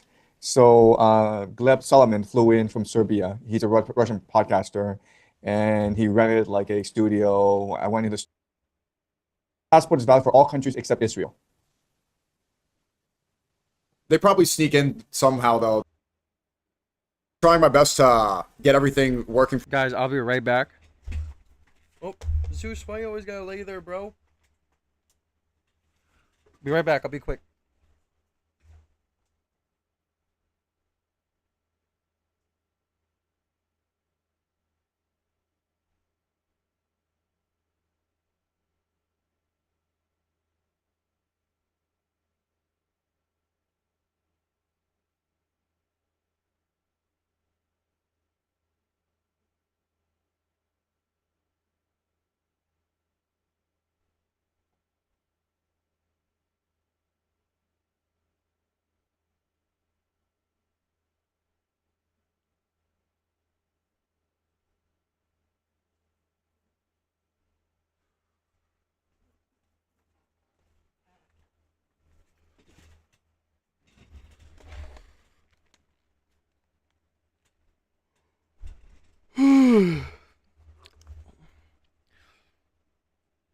I don't know why you guys got so much hate on Sneeko, man. I know he does some dumb shit, but I think his heart's in a pure place. And you know, people want to talk about godly. Oh, you're not godly because you're not perfect or blah, blah, blah, blah. You know, I think the biggest thing that can represent a religion or represent any sort of belief and faith is a man who came from sin, came from doing bad things, and turned his life around and is now a person of a good man, a man to look up to. You know, I think that's the most godly thing, right? Me, I don't really. I mean, I'm a man of the universe. I think the you know, I think that God is the universe, karmatic energy, and all that other stuff. But if I think anyone represents a religion the best, or if you were to pick a person out that would be the more convincing for people to join a religion, it's a person that came from sin and a person that came from doing bad things that turned it around because of his so-called faith, right? Properly with the group, but I wanted to guarantee, like, if we're gonna. I mean, granted, he is a cuck, right? He was a cuck at some point, so I mean, I can't defend that, but look how far he's came, right? Go out there that you can meet Anwar Ibrahim. Did you see again? He just there's new legislation or something. He's doubling down on banning from being able to. Yeah, enter. and it says on the passport, if you are Malay, you're not allowed to go to Israel, and are not allowed into Malaysia. It says on the passport. Oh, so Malaysians can't go to Israel? That's right. It says like if you actually look at the Malaysian passport on the front page, it says this passport is valid for all countries except Israel. They probably sneak in somehow though. They're Oh God, the fucking bots are gonna start coming in when it comes to Sneeko now. First it's Candace Owens hate bots, and now it's fucking yeah.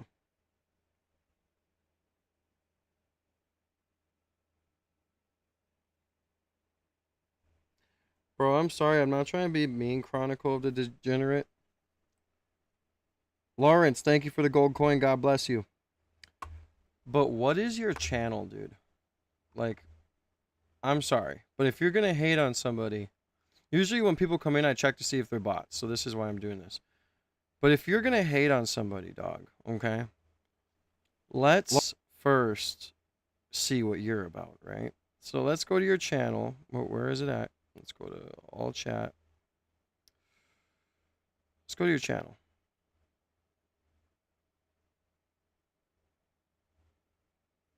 What is this, dude? Who are you, bro? Picking your nose. What are these videos? What is this? Let's just calm down, okay? Got to be some Mossad agents and Well, some much people. love, But this Lawrence. the I appreciate rhetoric you of that is for the coin. Thank you for supporting the channel. God bless you. And if you're new to the channel, make sure you double tap the screen and show some love and support, man. Join the See Me Now family. We're on the road to 20K subscribers. Most importantly, we're on the road to get that silver plaque. So we are coming up on a time where our algorithm starts to hit. So make sure you go ahead and stay tuned in and enjoy the stream, man. If you have anything you might want me to check out, or we can get into it. So I like hearing this professor talk, though. I think he's very smart. So, and him and Sneeko talking, I mean, come on, you gotta watch it. I wish we could repeat that in America. I wish we could see more leaders have the same amount of, have some balls like that. Like, that was beautiful to see. I think this NDAA authorization may be a turning point. I've seen the public backlash. I mean, the idea of merging the and American militaries, I mean, it's going to cause a huge backlash across the country, and it's going to reverberate for a few months now. Yeah, so this is I know, dude. I looked at his channel and I was like, no way, dude. This guy is out here hating on people. And this is what his channel looks like. Like, what? Oh my god. Some people about to happen. Do you think this is inevitable that the U.S. Like, I saw that Israel wants to partner up with the Pentagon and just become one and the same, even though Smotrich just said that Israel has no interest in joining the Iran war. So how would the U.S. and the militaries be hand in hand if they're not even going to join the Iran war? Right. So I think the main purpose of the NDAA authorization is to create more back channels between the Israeli and the American militaries. So they would share intelligence, but also they would share financing. So rather than like the billions of dollars that Israel gets per year, Israel would basically have access to America's $1.5 trillion. So I think it's trying to create a lot of gray areas where these militaries start to converge more. And Israel is able to do a lot of like shadow ops using American financing. So you're saying there's going to be a lot of backlash, but looking at the recent events that have transpired, especially since the war started, which we so obviously joined to support Israel, I think the vast majority of Americans are now completely okay. A lot of people, especially that were anti-Israel, now seem to not care anymore. You really think that there'd be massive backlash? Yeah. From what's transpired, I think many people are okay with this. Yeah. So let me use an analogy. I was watching the World Cup. You were at the World Cup, right? Between Spain and Argentina. And Argentina didn't show up to the World Cup. And they were heavily favored because it seemed as though FIFA had rigged the World Cup to benefit Argentina. So Argentina did not face a top 10 team until they faced England in semifinals. Argentina only played at night or indoors in the afternoon. And Miami was the first time they played outdoors in the afternoon. And you've looked at all these VAR decisions, non-consequential decision went against Argentina. So it seemed as though the path was being cleared for Argentina to win the World Cup. And during the World Cup, and again, you were there, they didn't really show up, right? They had no shots on goal during the first 90 minutes. They were fouling a lot. And after they lost, they became really, really angry. And I think the idea is when you plan like too much, when you manipulate things too much in favor of a team, what often happens is the team, the people develop hubris. They become arrogant, they become lazy, complacent. They also have a deep sense of guilt. So, I think that the Argentinians, they had a really complex set of emotions going into the game, which affected their play. The Spaniards, on the other hand, they knew like the game would be rigged in favor of the Argentinians. If it were a close game, and if it went down to 2 penalties, then they would definitely lose. Lawrence. So they had to bring their A game. They had to like come together and they had to like bust their ass to actually win the game, and that's what they did. So I think the World Cup, I think it marks a turning point in this war against Zionism, where these flies. Like, I feel like I am going to erupt into a explosion because of these this time of year is always terrible. Oh my god, what is life right now? Before, I think a lot of people are like, oh my god, the Zionists, they have all the money in the world. They control the political apparatus. They control the Pentagon, right? This is all hopeless. But then you watch the World Cup, and originally, it seemed as though Argentina, it was all in the bag for Argentina. And what happened was the Argentinians developed a sense of hubris, so they became lazy and complacent during the game. And the underdogs, the Spaniards, they overperformed. So I think like the World Cup, it's going to send a subconscious message to the world that, the Zionists, they're not invincible. And they are going to at some point. So and I think this NDAA marks a point when they really up when it's so blatant, it's so in your face. And then you have the Epstein files, of course. You have what happened in Gaza, what's happening in Iran. As you say, Finance Minister Smotrich came out and said that we will not be helping this war in Iran. We're good in Lebanon. We're based in Lebanon. We can't send forces to Iran. So when the Americans start sending ground troops and the Americans start taking a lot of casualties, then I think public opinion will start to turn against Israel because Trump already said this. America started this war for Israel. So why is it now like Israel has abandoned ship at the most crucial point, right? So I do think that this marks a turning point. Well, dude, the turning point was a long time ago with Israel, bro. Like, the turning point has already started. I mean, I think that it's just going to be the icing on the cake, to be honest. We'll see. But there was playing into your analogy. I went to the game, and there were two that showed up at halftime. And the first thing that the guy asked me, I didn't know there were at the time, even though they had Argentinian jerseys. Like, maybe I should have assumed it. But he says, "Hey, can you send me a photo of the flags on the field?" I showed up late, and he wanted to post an Instagram story of the flags. So I put my phone on his phone, and I airdrop him a video of the flags, and he posts it. And later on, it's extra time, and there's a Messi fan next to me, and he's saying, "I hope FIFA can rig it," because he's like making the joke that FIFA's rigging it for Argentina. I'm like, "Yeah, no, Netanyahu, Bibi got to make the call." Just joking with him. It's all in my video. And then the two, they probably realized who I was. And they just start, like, they chimp out. They get really angry, like, "Don't bring politics here. Don't bring politics here." I'm like, "I'm not talking to you." And they just start screaming. And then later on, they do a BB chant. They go, "BB, BB."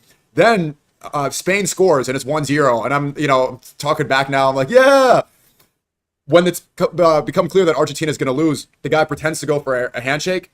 And my friend's like, "Oh, shake his hand. Come on." Even though they're yelling at me, they're calling me a loser. They were, getting really upset, saying I'm anti-Semitic. And he goes for the handshake, and then he flips me off like this. And so I'm like, I knew that he was going to do that. I didn't shake his hand.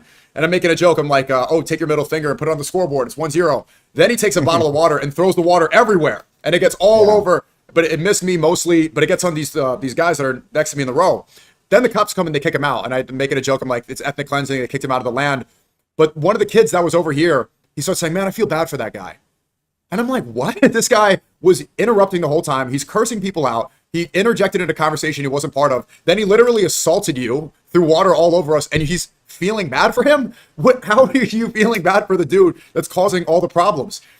So I think a lot of Americans fall into that category where they let the just get away with anything, and they still find a way to empathize with them in a way that they don't even find a way to empathize with the people of Gaza, right? Many people are looking at what's happening in Gaza. They're kind of bored with it. They see it as like, "Oh, they're brown or whatever. I don't care." It's, "Oh, look at all these liberals. They keep crying about God. Oh, why are they crying so much?" But then they see about the smallest thing, even if they're like throwing water all over you, they find some sort of empathy to be like, "I feel bad for them." So I would not be, sounding pessimistic about that if I didn't see many people switch up. And so many of the anti-Israel voices have just now realized that, okay, it seems like it's a winning battle for Israel. It seems like they just have ultimate control. It's harder to fight against them. So it's the idea, if you can't beat them, join them. And so many people have followed suit. So, I mean, look, we haven't seen any protests for Epstein. We haven't seen any protests for the war. I highly doubt that the military becoming tied with Israel would be the crux, but maybe I'm wrong. Your predictions tend to be correct. Yeah. Well, here's my thing too. Like, we just let too much shit slide constantly. It's just constant, bro. Like, we seen how the UK was protesting, hundreds of thousands of people outside, looking like it's about to be a revolution. We have all of this stuff going on, the Epstein files, and then we have, Gaza, and we have all this other stuff. And this is where I said earlier, it's like TikTok brain. And what's the, God, what is it called when it happens to you, little things happen to you over time and you just become blind to it, so that you just allow it? I can't remember what it's called. But like, that's what's going on now. And it's like, at the end of the day, it's either we start to wake up and we start to protest and get this shit figured out, or we're going to allow so much to happen to where we cannot turn back, right? Yeah. So I would go back to your story, and like the kid says, I feel sorry for him. Well, I would feel sorry for him as well, because I would look at the scene and think that this guy, I agree, Greg. He's so full of arrogance, and he's so ignorant. And this arrogance and this ignorance, it's overwhelming him, so that he makes a public spectacle of himself, like, like in front of millions of people. I mean, like, how stupid do you have to be? Well, it's not stupidity, it's just hubris, right? It's being and thinking like the world owes you because of the Holocaust, and now you can do whatever you want, right? And you're just basically digging your own grave slowly. And that's what happened with the Argentinians, where they went into the World Cup and they played terribly, but they still fought, well, they still deserved the World Cup because they're Argentina.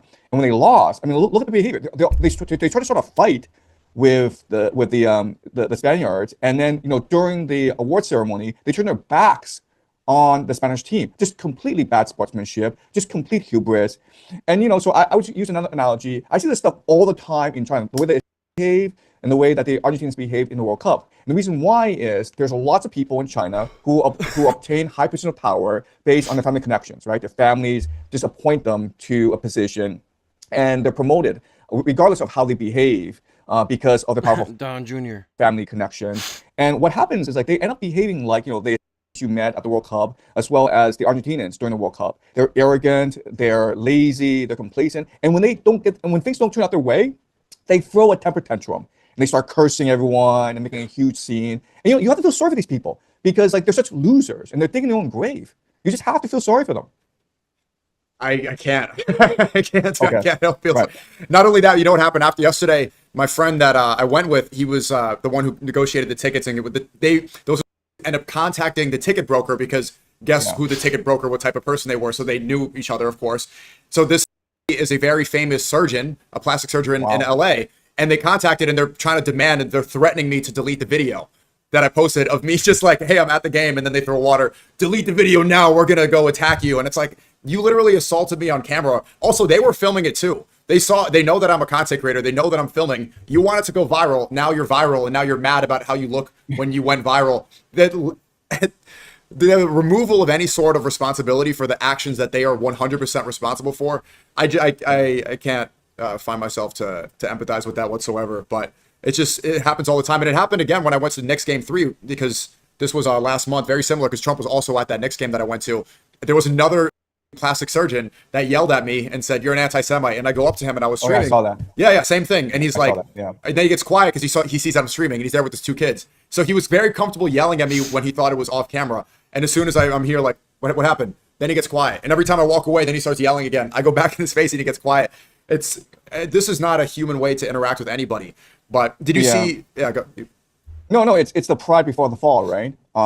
It's like, how do you know a society is about to collapse? It's because they behave like this, just the complete arrogance, the in your face, the hubris, exactly. And I think Israel may achieve the Greater Israel Project, but if they achieve the Greater Israel Project, it would mean the end of Israel as a nation state. It would mean civil war. It would just mean they lose the democracy, the secular constitution.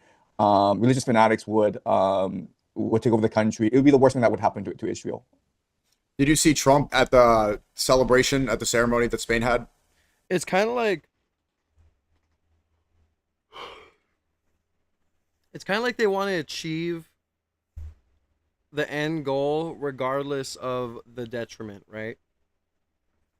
Like, they don't care that people hate them. They don't care that, like what he just said, if they achieve the Greater Israel Project, that could be a civil war. They just want to achieve it because they've been working so hard at it, regardless if it destroys them in the end, because to them, that is end times anyway, right? Yeah.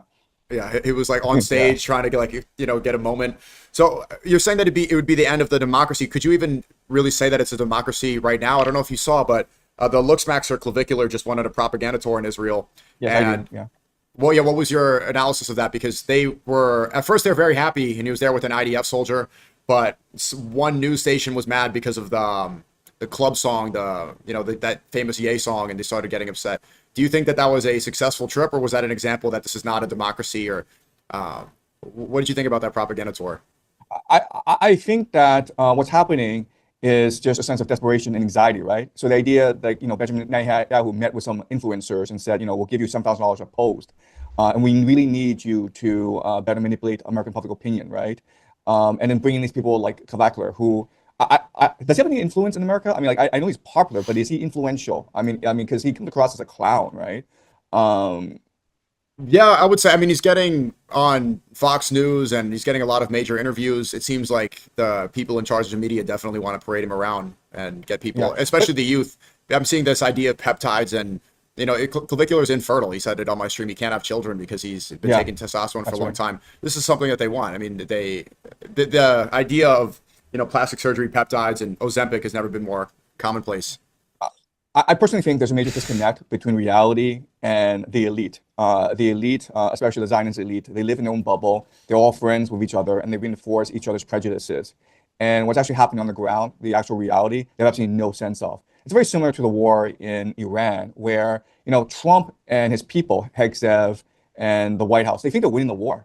And there are some people on the ground who's trying to tell Trump, listen, we're running out of weapons, and we are suffering a lot of casualties.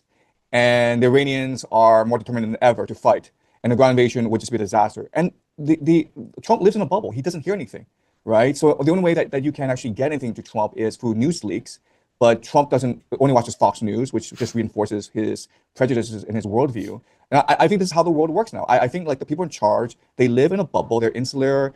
They're really old, man. They're over 80 years old. They don't really care about how the world works because they might be dead in 5-10 years time, and they're just intent on enjoying everything before the world burns down, right? So I don't think there's any strategy to what's going on. I just think the world's controlled by idiots, and they're really old idiots, and they're about to die, and they want the world to burn with them. Yeah, I mean, he thinks he's going to go to hell. Oh, he just wants to drag as many people there with him. That infamous video on Air Force One. There's a holiday that's supposed to actually start in about 40 minutes at sundown. It's called Tisha B'Av. And I looked it up, and it's called, it's commemorating the destruction of the first and second temple. And the beginning of the war, it really did coincide a lot with, I think it almost started like maybe 2-3 days into Ramadan. And you could even see that the Torah and the Bible, or the gospel, was revealed in the same month of Ramadan. So it seemed like it seemed too perfect for it to happen on these days. Well, I could ask again, because I think that there's a high chance that, especially there's been more casualties publicized. When do you think the ground troop invasion is going to be? I think it might be a few more months. So first of all, the weather's too hot for a ground invasion. That sort of weather, the ground troops are going to get sapped down really quickly because these soldiers often carry heavy equipment, and the morale's gonna be very low. And logistics is gonna be a pain in the ass. So I think they have to wait until October for any ground incursion. That said, they might try a quick, easy victory. So for example, take one of the islands, or maybe even Pickaxe Mountain, send in a ground invasion, raise the flag, take some photos, and then get out. They can do that with special forces. So they might try PR stunt. But right now, I would say the weather is too hot. The second thing to recognize about the American strategy is they always want to do things as cheaply and as easily as possible. And that means before you send in ground troops, and eventually before sending ground troops, you send in proxies, right? So you're trying to bribe the Kurds in the northwest of Iran to go in and draw out the IRGC so they can be bombed by air power. So that I think is a real possibility, that they try to bribe the Kurds into a ground invasion of some sort backed up by American Special Forces. They can also try to take Kharg Island, which is something that Trump has been talking about since the 1980s. So I think these are far more likely. So rather than have a concrete strategy, like a long-term strategy, like how to actually win the war, and to actually win the war, you would need about 4 years as well as 2 million troops. Okay, if you were actually planning this out, and these were real military strategists, then you would need about 2 million troops and 4 years to conduct this war. And you would attack from multiple axes. You need staging operations in Iraq, first of all. So this is a 10-year process. And again, this is what you would do if you're really serious about winning this war. But the people in charge live in their own reality, and all they care about is what looks good on TV. So they're going to go for optics rather than strategy.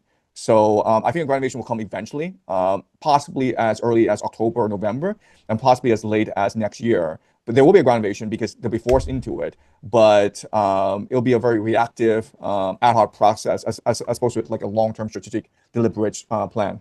What about the involvement of countries like Pakistan and Turkey?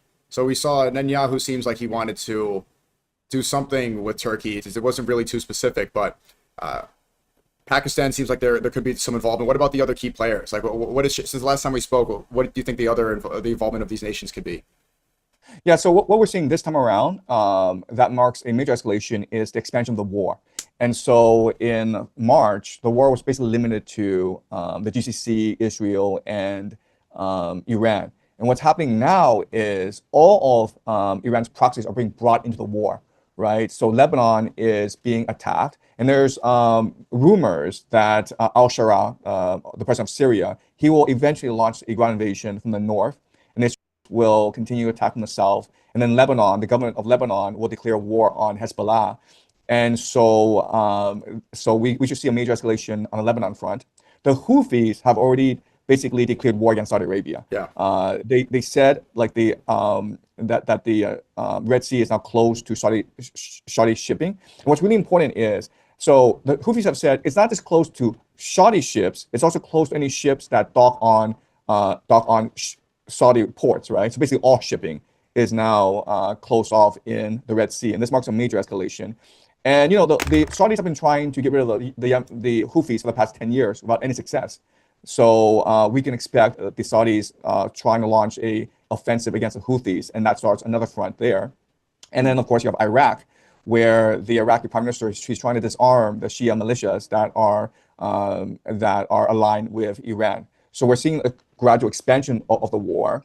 And eventually, you know, Pakistan, Turkey will be brought into the war as well as Azerbaijan, the Caucasus. It's just gonna be interesting to see how it goes down, man.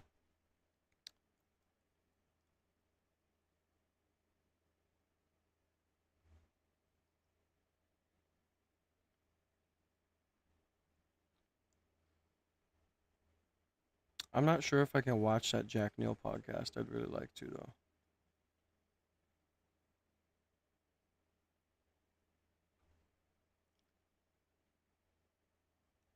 Oh my God, here we go with this guy. Laura Ingraham says the American people are done with war, won't fight it, won't fund it, won't support it, and that this new isolationism is going to win. And it might win, but that kind of thinking is dramatically wrong. It's the kind of wrong that destroys countries. Russia has been joined Iran, though, Gator. Like, the BRICS alliance, Russia, China, Iran. They're probably all at the table right now thinking, how are we going to do this, you know? Countries. Just like we're at the table, they're all at the table. That destroys America. Listen, I get why people feel the way they do. I feel that way. I get it, okay? Gas prices are high. Families are stretched thin. Folks are looking at the grocery bill. Man, Ben, shut the fuck up. You don't feel shit, bro. You can run to Israel at any time and you can fucking hide under a rock like usual. Shave your fucking mustache and trim your eyebrows and shut the fuck up. And their rent, they're thinking, why on earth are we spending blood and treasure halfway around the world and not even getting to the end point? But this is why it's actually imperative that America wins and wins quickly. See, there are three options on offer here. 1, we win. We do what we have to do in order to achieve our goals. 2, we fight antiseptically and the war goes on pretty much forever. 3, we go full isolationist and pacifist, and then we continue to fight forever wars forever, because that's what happens. The choice is right there in front of us, which means there's really only one choice: victory. This is the Ben Shapiro If Show. you're isolationist, how do you fight wars forever? Like, what? What are you saying, Ben? Ugh. By the people. And Michael Brennan Doherty writes, Trump's ambitions are being checked by the American voter. The war is now unpopular and hemmed in, not by Congress or constitutional checks, but by the people themselves. When Trump tells us that his favorite option is to take out Kharg Island, but that he's not sure America has the stomach for it, he's admitting the sovereign he fears most is not Iran's supreme leader, but the American voter. The Iran war is restrained not by Congress, but by an American people who will tolerate a quick punitive spectacle, not an attempt to land Marines on a foreign oil depot while under fire. And Laura Ingraham followed that up with a tweet that's not really a quote from the piece. It's kind of posed that way, but she says, Bro, who's this Jake Monroe guy you want me to check out? I'm looking at his channel and he looks like he's I don't know.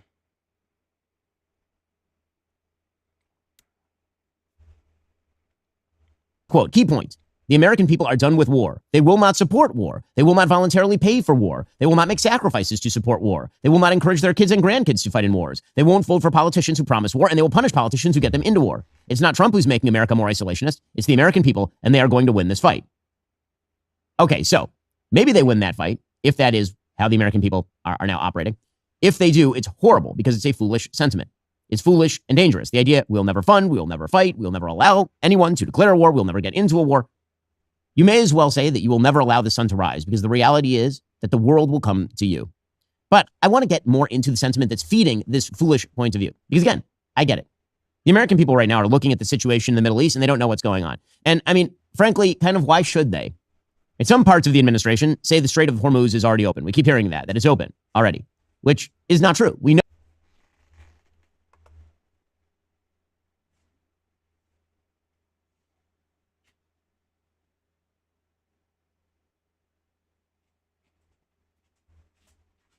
I also want to put this up on the screen as we talk about some of those outside sources that are impacting this ongoing conflict. This is now being reported by the Associated Press that Russia has now provided Iran with information that can help Tehran strike the United States military, according to its sources with the Associated Press. And so that's sort of the biggest information we've had within the last hour. The first indication that another major U.S. adversary is now participating, even indirectly, in this war, according to officials familiar with the matter. So I now want to bring into the conversation to discuss this and so much more Stefano Rittendale, the Chief Intelligence Officer for Artorias. Stefano, thanks so much for being with us here on Live Now from Fox.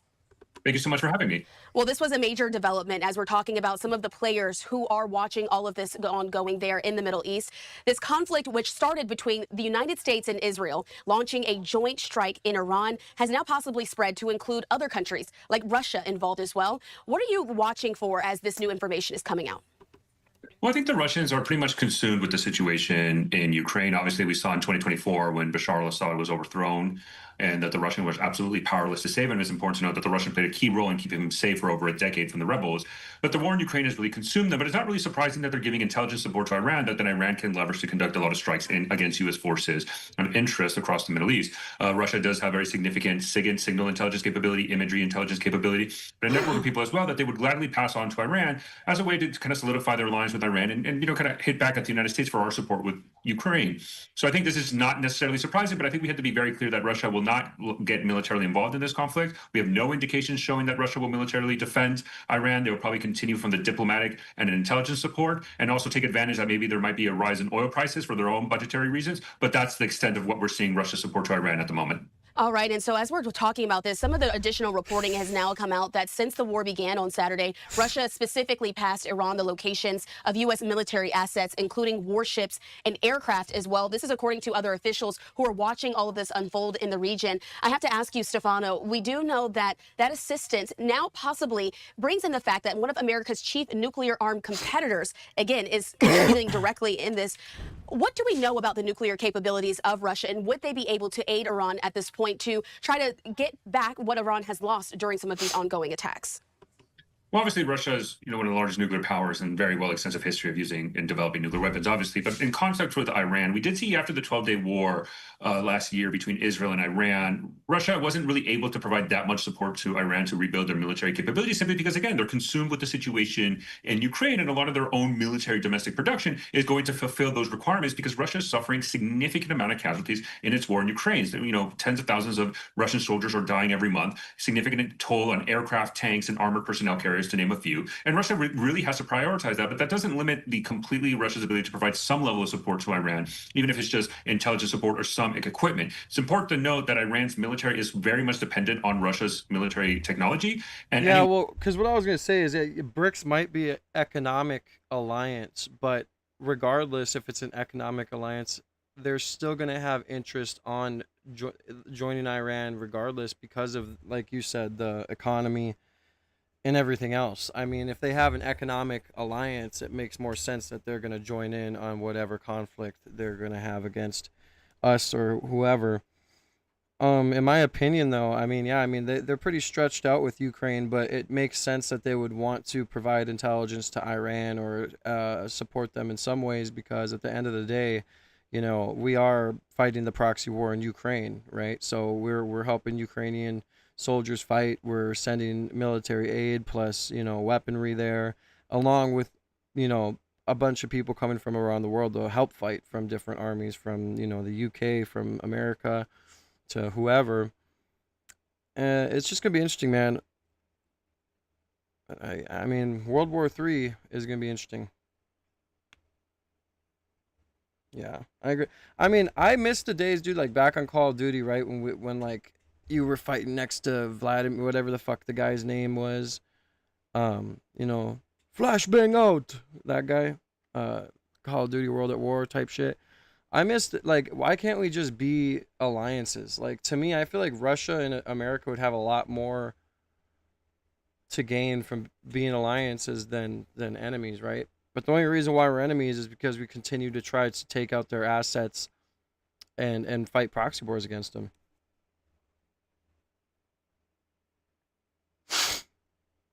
Loss that Iran has in that department, it's very hard for them to replace it because of the issues that I highlighted earlier with Ukraine. So Russia will continue to provide intelligence. They probably are enabling some of the strikes that we're seeing in Iran, but it's not really a determinative factor for much else. And right now, Iran's on the rope, and clearly President Trump has indicated that regime change is the priority. And speaking of President Trump, before we get to some of the latest comments that he made, he put out a statement on social media. I still want to stick with some of those international factors as well. China, we've all been watching to see how they would be playing a role, if at all, in this conflict. What are you hearing there, Stefano? Right. So there was an interesting report earlier from CNN that indicated that China is maybe debating sending financial, even some equipment support to Iran. It's important to note that a lot of the, specifically the fuel and the rocket components that Iran uses to build their ballistic missiles actually come from China. And they're an integral part in kind of the Iran's overall supply chain for the ballistic missile program. So we did get some reports that China is considering increasing that level of support and even the financial aspect, but they're very concerned about U.S. retaliation as well as U.S. sanctions. And obviously we do know that President Trump and President Xi are set to meet soon in China. And I don't think China really wants to have that much that might rock the situation with this visit. We've actually seen an interesting drop in Chinese, even just air operations near Taiwan, and clearly it's tied to this visit. So it's very likely that at least in the next couple of weeks, China might take a steep step back to see where the situation is going. But regardless, China historically has played a very minimal role in supporting their allies and partners around the world. We've seen with Pakistan and India, the war that happened there, China provided minimal support to Pakistan, even though they refer to Pakistan as, quote, their all-weather ally. So any support that China really gives to Iran is probably going to be minimal and too little too late for the Iranian regime to really turn things around.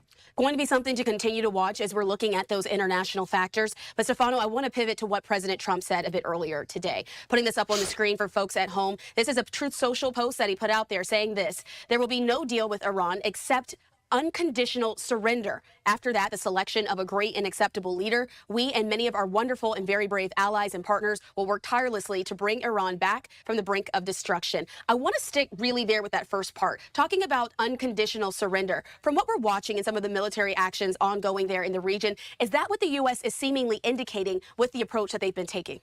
I mean, I think what's clearly done is the U.S. military is doing in Iran is what we would consider domination, absolute domination, right? Their goal is to really destroy, not even just degrade, but absolutely destroy Iran's ballistic missile program, their UAV forces capable of conducting strikes, and even to the point where they might be looking the same way to do that with the regular military and the IRGC. Look at the Navy, for example, right? Iran's blue water Navy, those ships that are able to travel around the world, has basically been destroyed, and we're probably seeing a very similar aspect with their small boats and their brown water Navy, much more closer to the Persian Gulf, that are being sunk. And so the Iranian Navy, for and of all of itself, has been destroyed, similar to the Air Force. So I think the U.S. CENTCOM and Israel are following that campaign plan, and that could basically be tied into this idea of unconditional surrender, where even the White House has kind of said subsequently from that Truth Social post, indicating that the unconditional surrender doesn't necessarily have to come from the Iranians. It could be an assessment from the U.S. of basically the destruction of the Iranian military and the decapitation of the leadership, which we know a lot of members of Iran's senior leader have been killed already in joint U.S. and Israeli operations.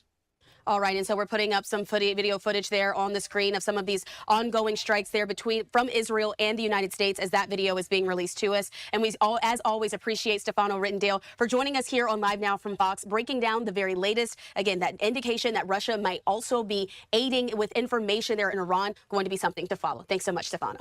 Thank you so much for having me.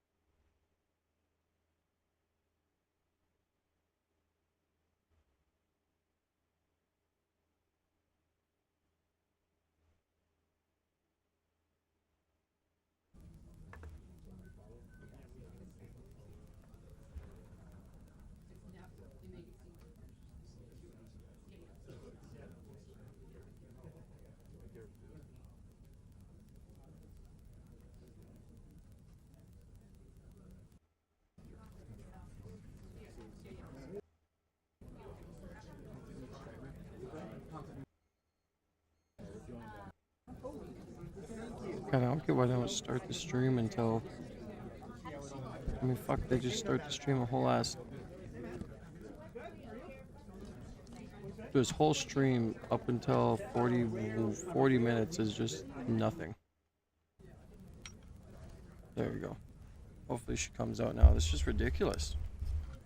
I mean, they should probably start the stream closer to when these people are gonna speak, right?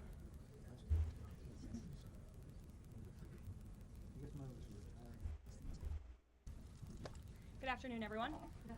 Good to see you here I today. can barely even hear it. We'll begin today with a few scheduling announcements. The president held the original remarks on the economy. On Tuesday afternoon, the president will deliver a tribute honoring the life and legacy of his dear friend, Senator Lindsey Graham, at the National Cathedral. Oh, And next Jesus. Friday, Dear friend, Senator Lindsey Graham. Gag me. the president will host the 13th cabinet meeting of this term. Why is it so Of quiet? this term at Camp David, which will be a lot of fun and something different for the cabinet to experience together. Turning now to the economy. A little more than a year after President Trump signed the Working Families Tax Cuts into law, this historic legislation continues to deliver on its promise, unleashing a genuine boom for American workers, families, and small businesses. The numbers speak for themselves. This was the biggest tax refund season in American history, with the average refund exceeding $3,400, an 11% increase over the last year. American families and workers claimed $82 billion in direct tax relief, and 97% of filers received a tax cut. More than 29 million workers claimed no tax on overtime. More than 35 million seniors claimed no tax on Social Security. And nearly 8 million workers claimed no tax on tips. Thanks to the other pro-growth provisions in the Working Families Tax Cuts, like making the 20% small business tax deduction. I don't know. It's weird. It's just very quiet in my ear. It must be like the way they streamed it. Because usually I have to keep one headphone off, but goddamn, I have to push them in my ears. Permanent and delivering 100% expensing for new factories, equipment, and research, the Trump administration is setting up American manufacturers and workers to thrive like never before. Just this week, the National Association of Manufacturers, which is the largest manufacturing association in the country, released a detailed report showing exactly how these tax cuts are driving investment, job creation, innovation, and long-term growth in all 50 states. In fact, I'd like to take a moment to highlight just a few of the real American businesses that this law is helping. Pivot Manufacturing in Arizona made the largest equipment purchase in company history after the Trump tax cuts gave them the long-term certainty to invest with confidence. Winton Machine Company in Georgia is on pace for the best year in its history. Ketchy Inc. in North Carolina was able to purchase new machinery and expand its workforce by 25%. And Juergens in Ohio expanded its brand new facility to increase production. And they're also paying their workers even more thanks to the no tax on overtime provision. These are not just great statistics. These are American businesses with the confidence to grow, hire, and invest right here at home rather than offshoring their jobs. And a business opening or expanding in this country means more opportunity and higher wages for American workers. It means a chance for the American dream for young families, and it means restoring the belief that we can make and build things right here at home. This is what President Trump promised, and it's exactly what he is delivering with the help of Republicans in Congress. Democrats throw around the word affordability a lot, but when they had the chance to vote for the largest middle-class tax cuts in history, they refused. If Democrats got their way, it would have meant the largest tax increase in history, $4 trillion. 90% of Americans would have seen their taxes go up, and it would have been a complete disaster for our economy. That's the Democrat solution to, quote, affordability. It is raising your taxes. So I hope the press will cover more of the massive success stories resulting from the Working Families tax cuts and point out that every single Democrat on Capitol Hill voted against every single common sense provision that put more money back into the pockets of the American people. Finally, on the energy front, after this briefing, President Trump will participate in a historic ratepayer protection pledge event at the EPA headquarters down the street. The president will expand the ratepayer protection pledge to governors, state legislatures, developers, and power providers to ensure that everyone involved in building and powering data centers pays their own way, instead of passing those costs on to hardworking families. The president will be joined by Energy Secretary Chris Wright, EPA Administrator Lee Zeldin, and several governors who have already signed on to this pledge, and it has already proven to be remarkably successful. Nearly 200 additional stakeholders have signed on since it was first announced, including utilities, data center developers, public power authorities, co-ops, and state governors. As a result, the pledge now covers 80% of all the power delivered to American homes and businesses. President Trump's bold leadership is turning data centers from a source of concern into engines of growth and opportunity for communities across this country, all while cementing America's dominance over China in the global AI race. The president is ensuring the American people are never left footing the bill so private companies can benefit. Instead, President Trump is leveraging the data center boom to deliver real, tangible benefits for working families and small businesses. So we have a busy day here, rest assured. I'll take some questions. And here in our new media seat, we have Cam from Town Hall. Cam, thank you for being here. Why don't you kick us off today? Thank you. Two quick questions. One on Congress. First off, Speaker Mike Johnson passed a continuing resolution earlier this week. John Thune has said he wants to work with Democrats to find a way to fund the government. What is the White House's stance on the best way to keep the government funded? Well, the White House's stance is that the government needs to be funded. This president and Republicans on Capitol Hill from both chambers, as you just mentioned, the House and the Senate Republicans want to keep the government open. We want to work together to find ways to do that, and the White House will continue to have discussions with Senate leadership on the best path forward. I don't want to get ahead of those conversations, but the most important thing for the American people to know is that this president and this White House wants the government to remain open, unlike the Democrats in this town who have been acting as obstructionists. We've seen time and time again, they have chosen to block this administration, to block Republicans in Congress from keeping our government open, which does not help anyone, and it especially hurts the American people who depend on our government remaining open so they can access the critical services that our government provides to so many Americans across the country. So these conversations are continuing, but I think I just made the president's position quite clear. Thank you. And then on the Saudi Arabian nuclear deal, what steps is the U.S. taking to get Saudi Arabia to sign the Abraham Accords? Sure. Well, the president himself has spoken on this many times. His True Social post this morning, and I will read it for those at home who missed it. The civil nuclear deal, there will be no enrichment of material, an important point being made between the Department of Energy and Saudi Arabia, which pertains only to non-military use, will be approved, but is totally subject to Saudi Arabia joining the very respected and successful Abraham Accords. The United States is not opposed to civil nuclear facilities, as we all know.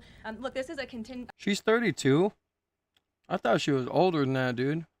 I mean, I would smash, but I mean, dude, she looks older than that. A condition that the president has spoken about many times with our Gulf and Arab allies. He wants to see these countries sign the Abraham Accord. It was one of the most historic accomplishments of his first term, and it continues to be a long-term goal of his to expand those accords to ultimately come to a place where the Middle East can be a peaceful and stable region. And yes, this deal with Saudi Arabia, the energy deal, is contingent on this condition as far as the president is concerned. So we'll continue to talk with our Saudi counterparts to get the deal finalized and hopefully see them joining the Abraham Accords very soon.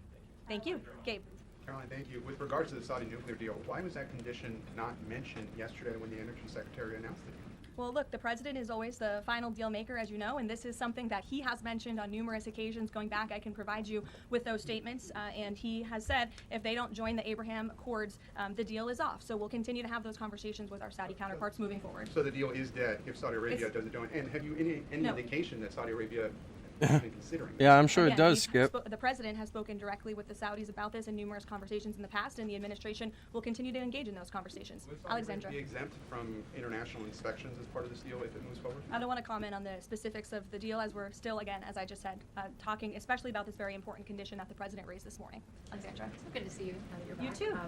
So Treasury Secretary Bessent voiced concern this week on China potentially distilling or stealing AI technology from the United States, kind of manipulating it as their own. Anthropic said that the largest distilling attack happened last month. Do you think this will come up when the president meets with President Xi in September? Well, I have had the honor of being part of some of the meetings and discussions between President Trump and President Xi, and I can tell you there is always a wide range of topics that come up. I would imagine this would be something. It's of high importance to the president and of this administration to obviously ensure that America remains dominant in the AI race, and we're obviously tracking the particular situation that you mentioned. I have one more if you don't Sure. mind. This week we've seen some major players in Democrat politics voicing or alerting really on how much influence socialism, communism has had now on kind of mainstream Democrat politics. Is there any chance that the president would be interested or is considering working with left of center Democrats to push back on this?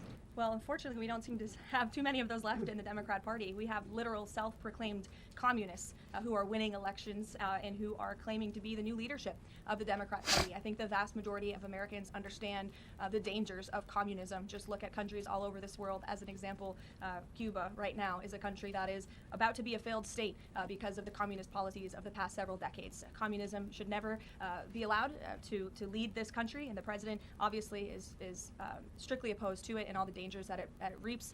We've seen it happen across the world. Meredith. just to continue on the Saudi nuclear deal, do the Saudis agree with this interpretation since it wasn't part of the initial agreement? And has the president talked to NBS since this new condition? As you know, the president just put out this statement a few hours ago. I don't believe he's had a call with MBS in the hours since. However, this is something that he has raised in previous conversations and has also said many times in the past. John, in the back, go ahead. Thanks a lot, Carolyn. In regards to this deal, in the past, the Saudi government has said they will not consider entering into the Abraham Accords unless and until there's a Palestinian state. What makes you think that they're going to change their minds on their position regarding that? Again, I won't get ahead of the president's conversations, but this is something that he feels very strongly about and has spoken about it in the past and will continue to uphold. Can I ask you one other question? Sure. Just playing devil's advocate, why does Saudi Arabia get a civilian nuclear deal, but Iran doesn't get a civilian nuclear deal? Well, again, this agreement is still being worked out. Well, it will eventually, hopefully, be. Yo, that was a based question. What? Who is that reporter? That's a good question. Good question. Finalized with the condition that the president spoke about this morning. But this agreement in particular, as it's been discussed thus far, does give priority access for American companies in the Saudi nuclear energy program, which will ultimately benefit American industry workers and supply chains. So the deal that has been discussed thus far and will continue to be discussed absolutely puts America first, and that's obviously very important to this president. Ed. Thanks, Caroline. So Friday, the Section 122, the 10% global tariff, goes away. Is the president going to ask Congress for an extension, or what's next? Well, I know the USTR, our great Jameson Greer, trade representative, will be having an announcement on that very soon, later today. I don't want to get ahead of him, so I would just tell you to stay tuned for more details. Okay, and then one more on the president's going to have some big utility companies at this event later on today. We're now a year and a half, so to speak, into his pro-energy policies. Is he going to pressure those executives to lower energy prices, not just maintain the prices? Well, look, as I mentioned earlier, the Ratepayer Protection Pledge is a novel idea drawn up by this president, his team, to ensure that data centers in communities, where those communities want data centers, that these big CEOs and energy companies are picking up the tab for the energy costs in these communities, so the American taxpayer not being fronted with those bills. And the pledge today is being expanded to acknowledge all elements involved in building and operating data center, the governors who appoint the state regulators who set the power prices, the utilities and the co-ops that sell the power, and in addition to the tech companies that have already signed the pledge. So you'll continue to hear more about that from the president in a few hours at 2:30 when he goes over to the EPA. Sophia. Have you spoken to the president about what he wants to do about Chinese AI models if they are found to have stolen American IP? Does he want to sanction them? Or what actions can be taken without undermining broader U.S.-China trade talks or cutting off American startups that are increasingly reliant on them? Sure. Well, I won't get ahead of the president on any potential actions, but obviously these... All right, boring. Whatever. Move on, next one. I seen this down here. It says, hold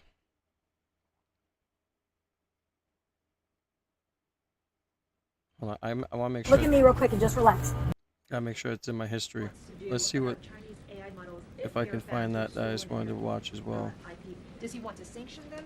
Or what actions can be taken without undermining broader U.S.-China trade talks or cutting off American startups that are increasingly reliant on them? Sure. Well, I won't get ahead of... Robert Greenway, former Deputy Assistant President Trump. Sir, thanks for coming back and good morning to you. We learned from overnight the B-1 bomber is in the theater for the first time during this conflict. Also, there's a lot of reporting about the surge of airplanes and personnel into the Middle East. What do you make of this beyond the options for the Commander-in-Chief? It's good to be with you. Good morning, Bill. I think two things. The Iranians have proven once again they can't be trusted to pursue a diplomatic approach. They can't abide by any agreement. And so having closed that, the president is compelled to resume military operations and escalate, not only to restrict the capacity to disrupt shipping in the Straits of Hormuz, but also the ballistic missile capacity that struck our troops in Muwafaq al-Sati in Jordan over the weekend.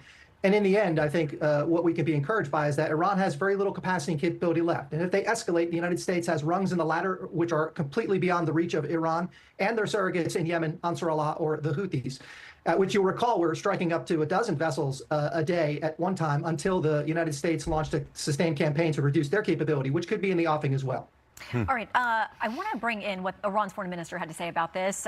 They will clearly respond. He says our doctrine is clear. Eye for an eye. Any aggression against Iran, including our infrastructure, will compel a powerful and decisive response. Those who contribute to such aggression, whatever the kind of support, will also be considered as legitimate targets. They say a powerful and decisive response. What do they have left? We continue to see these ballistic missiles go out. We know that they reached farther than we had estimated before this current conflict had erupted. You talk about the fact that we can have overwhelming force against them. Are we in some ways pulling punches? Well, it's tall talk from someone who was crawling from the rubble of a strike that killed their supreme leader. The same period of time, 40% of their military leadership was eliminated. So I don't know exactly how much capacity they have. They certainly can't defend themselves. Do they have launchers and ballistic missiles left? Yes, because unfortunately, previous diplomatic agreements allowed them to expand their program at an exponential rate. That's been reversed significantly. And so no system is 100% perfect. And so the occasional missile could and has gotten through. But the good news is they have far less capacity to do so. And the United States definitely has the capability. Certainly, if Israel were to rejoin, would accelerate it even further should Iran continue to expand the scope of the conflict. Sure, if Israel was to rejoin, oh my God. I'm sorry. I just can't keep doing this shit. I can't keep hearing about this bullshit. Day one in the David preliminary hearing was dramatic and bone-chilling.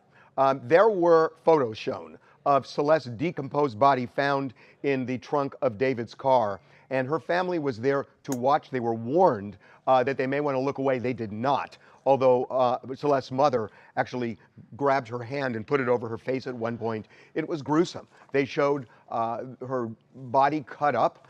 There was a head and a torso intact. The limbs were cut off.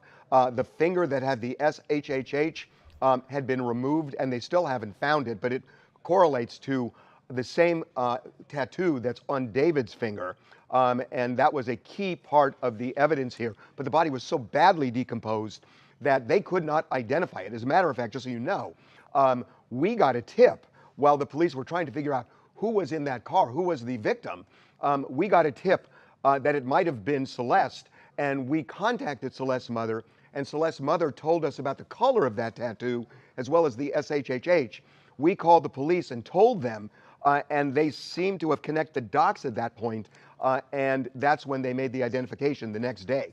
That's how badly the body was decomposed. Now, this is very important. The police are saying that David, there is surveillance video on July 29th, 2025, of David driving that Tesla and parking it where the car was ultimately found with the body inside. And according to the police, that car was never moved after that. For a month, was never moved after that. So the body, at least based on the evidence, it seems, was decomposing in that car for at least a month and maybe longer.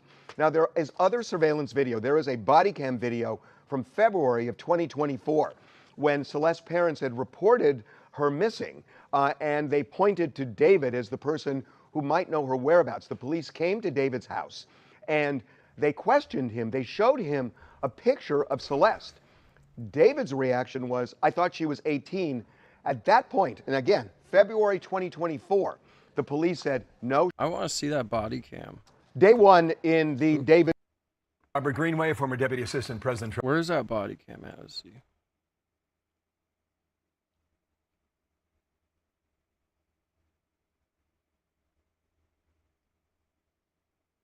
Okay, folks, I'm back from the David hearing, the preliminary hearings, not the trial, even though it would be easy to call it the David trial, or, you know, this is like the preamble to the David trial. The David trial will happen eventually, but these are the preliminary hearings. It's scheduled to be 3 days back to back of very intense testimony and evidence that's basically going to determine if this thing goes forward to trial, what the stakes are, what the plan is, where everything is going to go from here, and I'm going to tell you the whole story. I might break this video into parts, or I might just do one long video, depending on how long I go for. I haven't got too long. I need to get an early night to try and get back down there and get back in there. But it was an absolutely insane day. Some of the things I saw today, I'm never going to forget. And I'm never going to be the same. What I saw in that courtroom... Yeah, it's going to be interesting. ...was just some of the most horrible stuff I've ever seen in my life, to be honest with you. It's actually sad. I feel for a lot of people that were in that courtroom. Probably Wisconsin. Some of that stuff today, because... it was shocking. I touched on it on a couple of videos that I filmed outside the courthouse, but now I'm sort of here back in my natural surroundings. It really does sit heavy on me. What we saw in that courtroom was nothing short of despicable, pure evil. We saw images of what was in that bag in the front trunk of that Tesla. We saw everything, and it was horrendous. It was absolutely horrendous. The stuff that we saw, I wouldn't wish on my worst enemy. And the fact that Celeste's parents were in the courtroom for that was just even more shocking, and breaks your heart that they have to go through this. And whoever did this, allegedly, David's the man in the dock, on trial, soon to be on trial, having a hearing for this.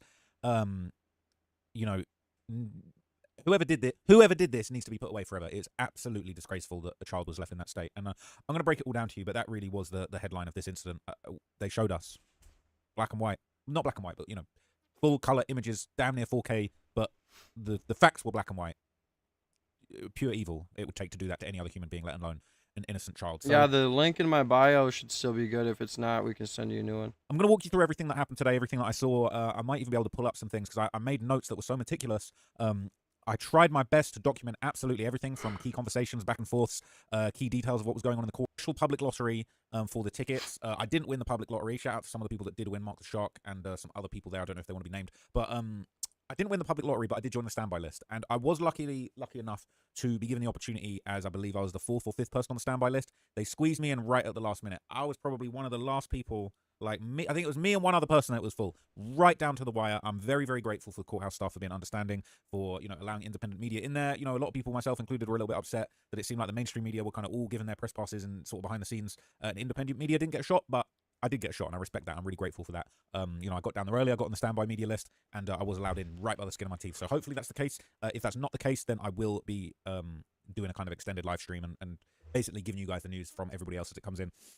But basically, what was interesting is I was kind of waiting outside to wait for my fate, find out if I was actually getting into the trial. So the Deputy DA, Beth Silverman, arrived with a very large security detail. She was looking like, you see them videos of like DJ Khaled's got security all around him. She came in like that, and it was pretty crazy to see. Come to find out, it sounds like part of that was because she was, she was bringing in Celeste's family, Celeste's parents. Celeste had a civil lawyer with them as well. I believe they had an interpreter and some other security that was provided by the building. So they came in looking like just presidential, to be honest with you. It was, I don't want to say a show of force, but it was definitely, they were rolling deep. And they came looking like they were ready to do the business, to be honest with you. So that was kind of going on. It really was carnage, people trying to get in on the public lottery. And shout out to the courthouse staff. I was thinking, this lottery is going to be, it was so well organized, so respectful, so genuine and honest, and there wasn't any tomfoolery that went on. I really respect that. So there was just, a lot of people waiting outside. There were a lot of people that unfortunately did get turned away. Some mainstream media got turned away. There were some mainstream media outlets that were trying to get 2 people in the room. A lot of them were told you've only got 1 person. You can either swap out or that's it. And some people were very disappointed. There was a lot of arguing outside the outside the courtroom, where it was really outside. He was really cool. We had a really good, but I don't think he got in. In the courthouse, there were very, very strict instructions. No outside communications, no tweeting, no recording, nothing like that. The best you could do is take notes on your laptop. That's as far as it would go. I was there with my notebook for the first half. Was able to get my laptop in the second half. It was excuse me.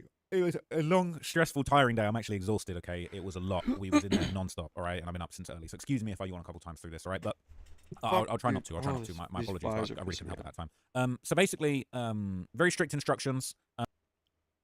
In good spirits like he has done the past few times. Now, he was in his orange jumpsuit, and he was in his shackles. But before we got to the full-blown preliminary hearing, the judge basically said, we can have a little mini hearing at the start that basically we can just deal with the shackles. And they had a little mini hearing. It was a shackling motion, they called it, right? They had a shackling to say, when it comes to a trial, it kind of, in front of the jury, it can kind of taint the jury's idea. It was 13. It didn't play out quite like we Come on, bro. Get to the meat and potatoes. Fuck. These 2 investigating officers would be the witnesses. And Beth asked if there were any additional witnesses for the case in the crowd. Beth basically pointed out, ironically, that David's got kind of 3 people in his legal counsel. On that particular day, she was completely on her own. There was a little bit of controversy. I heard sort of some people in the crowd sort of saying, Beth Silverman, there's no scheduled testimony. I've attended trials before, both when I used to want to be a lawyer when I was a teenager.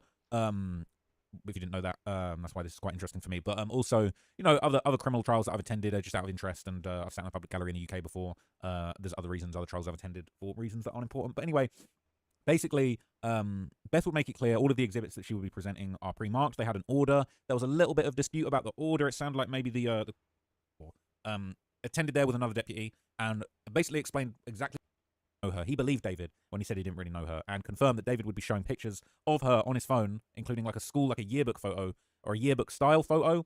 And basically, apparently it had other kids around it with her name, and they showed the screenshot of him showing the image on his phone to the officers, quite literally. And they also said that David showed the missing persons flyer. Now, this was really interesting because essentially, what's really odd about that is that we saw the body cam footage of the police pulling up and talking to him, and it didn't go down the way I expected. I'm not trying to give David bail or give David a positive spin on this, but it sounded when we heard secondhand the media reports that this would be brought up in the trial as, you know, they came to the house and they warned David and said, you know, you're messing with a 13-year-old girl. But it didn't play out like that. The way that it played out was, I'll play by play explain to you exactly what happened piece by piece. But at this point, they were describing what's happening in the upcoming body cam before they'd actually shown it.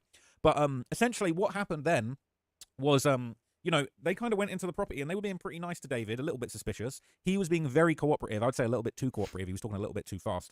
But the cops said outright they believed that he didn't really know this girl, that he didn't really know much about her, didn't really know what was going on with her.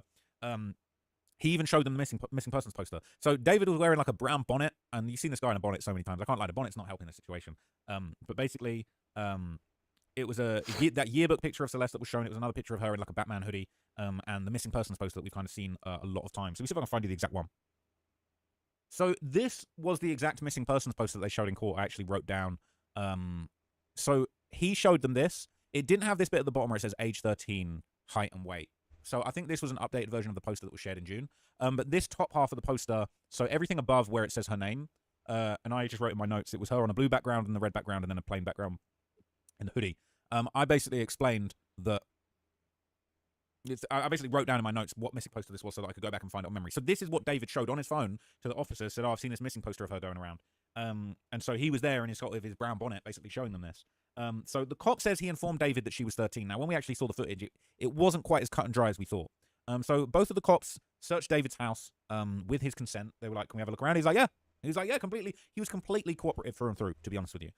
So the cops said that when they searched the house, they were looking for any proof that a female had been there. They said they were looking for makeup, hygiene products. They said that they didn't find any of that stuff, but they did say David had a bunch of Hello Kitty stuff, which they thought was maybe a little bit sus. Now, I'm not going to lie to you. I got a few Hello Kitty pieces of my own knocking around, all right? I mean, you know what I'm saying? It's just, I think it's cute, all right? I don't want to compare myself to David.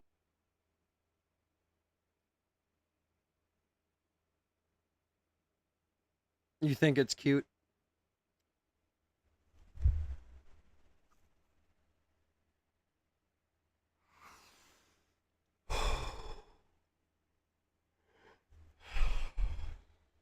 David, now, having a little bit of Hello Kitty merch in your house that a girl's left behind, or you've brought a little, you know what I'm saying, a little Hello Kitty plushie because it's cute. Like, I bought a Hello Kitty plushie from the Hello Kitty Chucky little horror zombie plushie from Universal last time I went there. I just thought it was a cute, fun little throw pillow. Got that on my couch, okay? Now, that's not proof of a crime, but...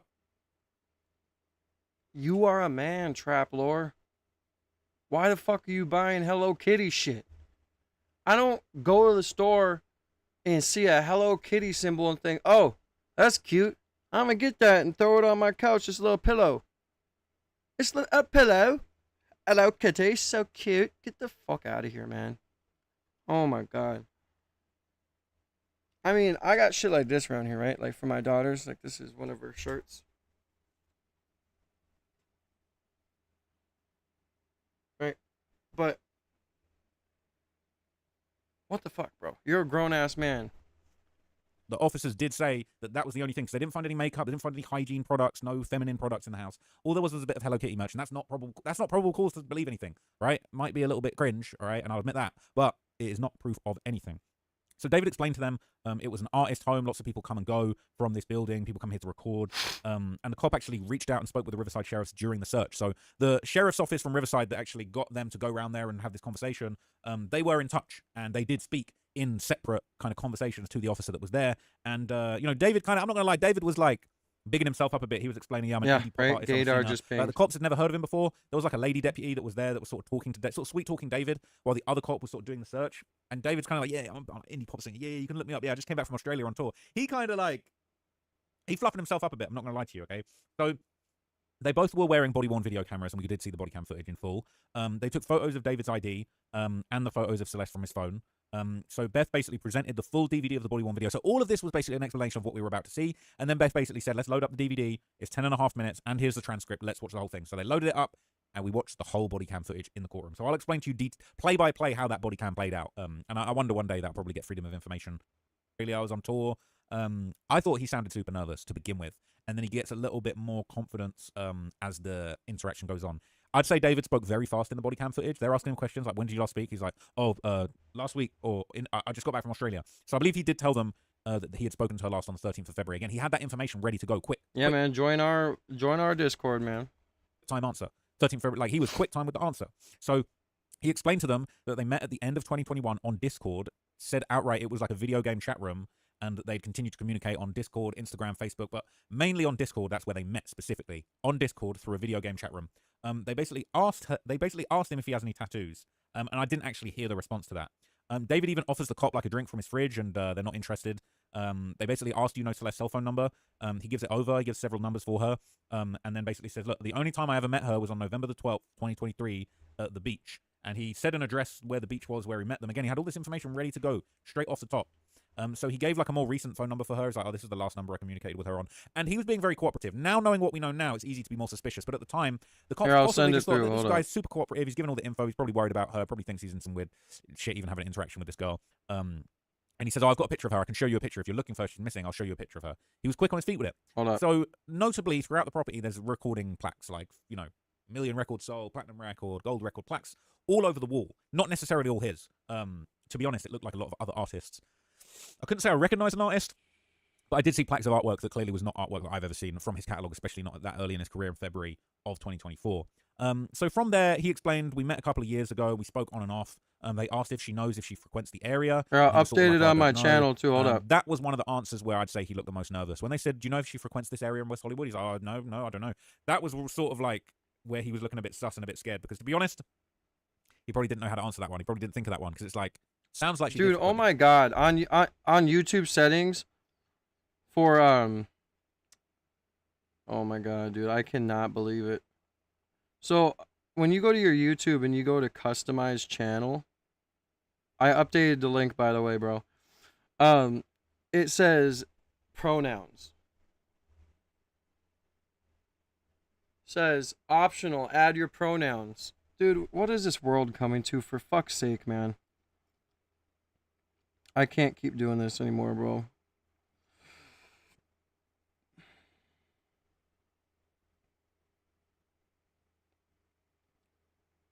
I can't keep doing this anymore.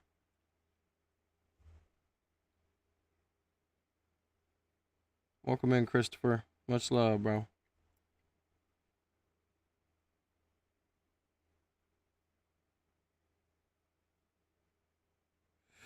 Oh, yo, Skippy, you got me fucked up, bro. I just seen your little thing from back where you did AI to make a See Me Now poster. It says See Me Now. Bro, now you're with all the other haters, bro. That's fucked up, Skippy. Bro, I cannot believe you just did that, bro. It's See Me Now, not See Me Now. And no, that is not AI's depiction of my name, because I have made AI-generated photos with my name, and that is not what it says. Skippy, you are. I love you, but if we ever meet in person,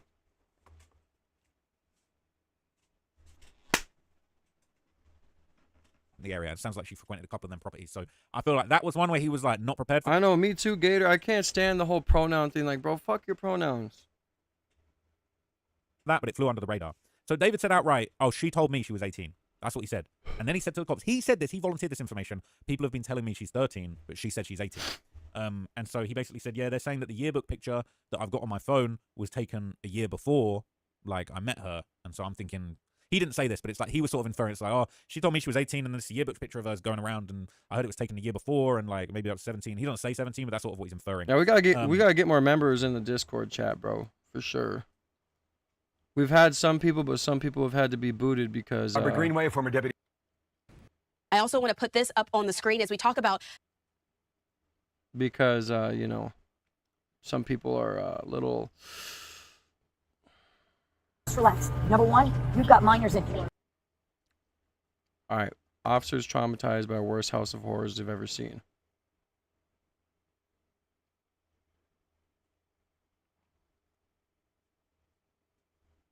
Officers traumatized by worst house of horrors they've ever seen. Let's see if this is a banger.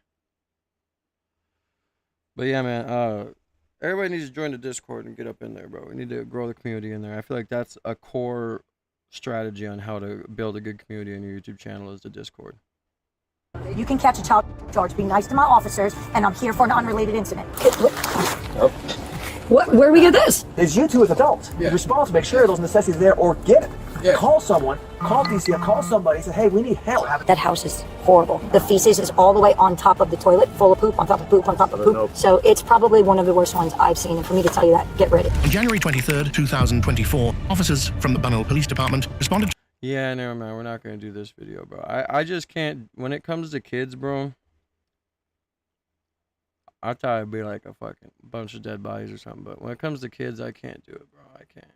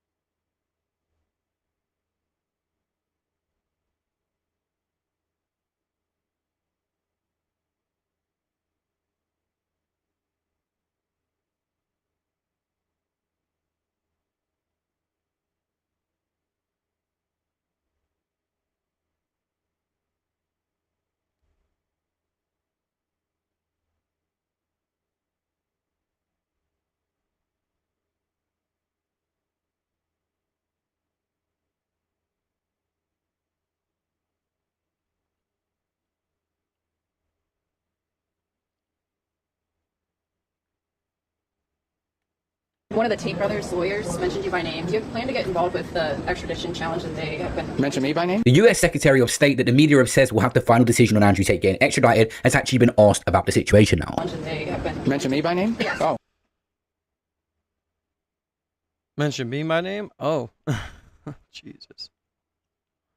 Yeah. I mean, so we all know that Andrew Tate was talking about, you know, when he was first on house arrest, oh, you know, I got a really good relationship with Barron Trump, and I talked to him, and hopefully once I can leave and go to America, we can connect.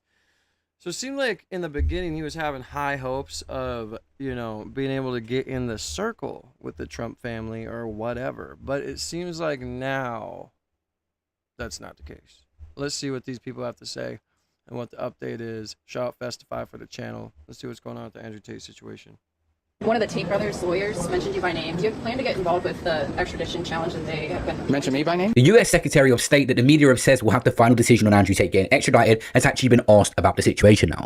They have been... Mention me by name? Yes. Oh. Yeah.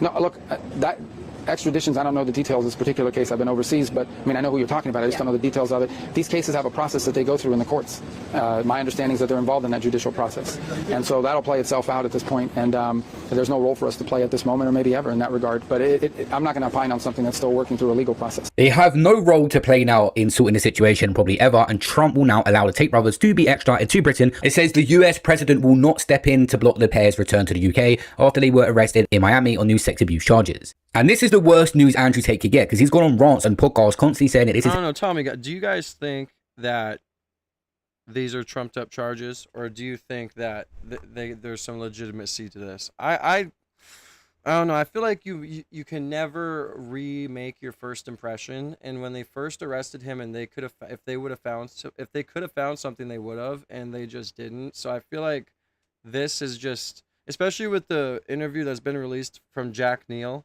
like the emergency interview, it's gonna be interesting. It's a politically motivated attack, and he's built up his political connections in America, but absolutely none of them could step in, even if they wanted to at this point, and save him, and Trump doesn't want to get involved at all. There's only one person now that can save Andrew Tate, or one country. And it turns out Kamala admits that we move the fucking needle. That is a flex, bro. And if you watched a new podcast that Andrew Tate just dropped, this 3 hours long, in that podcast he actually said that he played a chess move which will prevent the UK from extraditing him completely. But I think the Brits are in a quagmire, because like Moby Dick, in their haste to get hold of me, they didn't quite understand the complexities of extradition and also the brutal inefficiency of Romanian law. Because the Brits tried to extradite me, and the warrant has been satisfied. I will be extradited when my Romanian case is complete. My Romanian case is on a prosecutor's desk. If the prosecutor closes the case, Romania owes me $1 billion. So it's in the prosecutor's interest to keep the case open on his desk, a case he can't fix, until he retires. Because if he closes it, they owe me $1 billion. And the UK can't get me as long as that case is open. So the UK are pissed, calling the Romanians saying, close the case if you don't have a case. And the Romanians are saying, we're not saying we don't have a case, we're saying it's difficult to fix, but we're going to try because if they close it, they owe me $1 billion. It gets really complicated when multiple countries are involved with different legal proceedings, but what Andrew Tate is saying is he's got a case in Romania. That was the first case, and they have already said they will extradite him to the UK once it's over, but also they cannot convict him of any crimes there, and he is counter-suing them for a large amount of money if they don't find him guilty. So it's in the best interest of the Romanian government not to close this case, because as long as it's ongoing, they haven't lost it. So the UK, when James Altmaier wrote to them, were like, we can't technically do that legally because we've already tried to extradite him and the extradition warrant has been satisfied. So now what happens when I fly around the world, like I was just in Hong Kong, is that the Foreign Office of the UK call the hotel and try and get me kicked out of the hotel. That's how petty and pathetic they are. The owner of the Rosewood Hong Kong, which is the top ranked hotel in the world, by the way, number one, it won in 2026 the best hotel in the world. The owner of the hotel is a friend of mine. And he came to me and said, you will not believe the British government just called me and told me that you're a criminal and that you have an active extradition warrant out of Romania and that we should kick you out of this hotel. I said, the British government has time to call hotels and try and make me, I mean, what does that do? It doesn't extradite me. It just inconveniences me. I have to go get another hotel. They are spending government money trying to inconvenience me by getting me kicked out of hotels because they can't extradite me because the Romanians won't close the case because the Romanians owe me money because I haven't done anything. If you completely support Andrew Tate or you absolutely hate him and think he deserves life in prison, one thing everyone can agree on is how incompetent the Romanian government are. They first arrested him through the COVID pandemic when this guy was blowing up. All these years later, he's been living in their country and still haven't convicted him of a single crime. Everything gets thrown out in Romania. And then still this month, they're saying they got a new case now and they're going to try it again. This could be going on forever. The only girl who's ever accused me is Girl A. Girl A, I'm going to talk about her history in a minute. I go back to house arrest. And finally, because after these 3 years, I've never had a trial. I've never had a chance to present evidence. Or anything. I've never had a chance to say, oh, by the way, do you know Girl A accused 10 other men of sexual assault? Do you know Girl A accused her father of sexual assault? Do you know Girl A is on psychiatric drugs? Do you know Girl A has been sectioned? Do you know, I don't have a chance. I have the evidence, but I've never had a chance to present it. What was that last part you said? Girl A has been sectioned. What's that mean? Taken to a mental institution against her will. Got it. Their latest claim against Andrew Tate included 30 to 35 victims with significant financial exploitation claims, and they still have not put them behind bars. They've had Andrew Tate on house arrest where they want him and back and forth from court for this over 100 times. Never had a trial. I haven't beaten a trial. I haven't gone to trial and won. No, I've never been to trial ever. Every single nation state which came out with this garbage, which is pushed by George Soros funded NGOs, has attempted to find evidence to put me in jail, and they never, Romania, England, never found enough evidence to even get to trial. 6 years I've been waiting to prove my innocence, and I have never, ever had a trial. What I've had is accusations. What I've had is Twitter detectives thinking they know more than judges. The only thing that could come into fruition is that the Romanian government and the UK government come together and work something out where the UK proceedings go ahead first. What I've had is people bringing up decade-old videos saying I said something which was uncouth 10 years ago. But a comedian can make a joke on YouTube pretending he's racist or a cowboy. It doesn't make him racist or a cowboy. YouTube videos are not real. You need victims, you need medical records, you need proof, you need a date, a time, a where, a when. You need people to testify against you. You need evidence. I have never even had a trial ever. And I've been begging my lawyers, get me to trial. Take this to trial. I want to prove I'm innocent. Let's get all the facts out there. Let's go to trial. Let's show that I'm completely innocent from head to toe. And no nation state has ever managed to even get me in court. The amount of different outcomes that can happen here is kind of bizarre. We could also be in a situation here where two countries kind of battle over Andrew Tate to have him. We could see the US, through their relationship with the UK, extradite Andrew Tate to the UK, and the Romanian government could come to the UK and say extradite him back to Romania to finish this, but that's where they could come to some sort of understanding on what's going to happen. But their arrest obviously prompted calls from the prominent Republicans and some figures for Mr. Trump to intervene amid the claims the brothers were victims of politically motivated witch hunt, similar to the president said he faced. But a US official told the Telegraph that the White House would not be involved in the case, which is expected to drag on for months, saying the White House has no involvement and no feelings on the issue. Kamala Harris obviously lost in the election run against Donald Trump, and one of the wildest things is she wrote a book, and after she contributed, one of the major factors to her loss in that run is figures like Andrew Tate constantly supporting Donald Trump. That's her own words in her own biography. Yeah, Andrew Tate and Myron Gaines. Yeah, I mean, excuse me. I mean, I agree, Gator, and I've had false accusations against me as well. So that's why, like, when I look at this, it's like, dude, when they took him to jail the first time, if they could have found something, they would have. I mean, they tore everything apart. They took all of his possessions. And when, you know, when the elite want to do something to you, they're going to do it. It's kind of suspicious that nothing did happen the first time. Now, now all of a sudden, Andrew turns down this $50 million offer to shut him up. Then he does the Jack Neal cast right after, like the day of, and says, upload this if they arrest me or kill me. Like, a lot of stuff is odd. with this whole situation. And I mean, people are awake. I mean, I think people see right through it. Is there, we'll have to see evidence, innocent till proven guilty, but I think they're just doing this because they're mad at him. And it turns out Kamala admits that we move the fucking needle. That is a flex, bro. 2025, write it in stone, because they're going to delete everything off the internet. They're going to delete it all off Wikipedia. Write it in stone. Go to Mount Rushmore. Andrew Tate defeated Kamala Harris.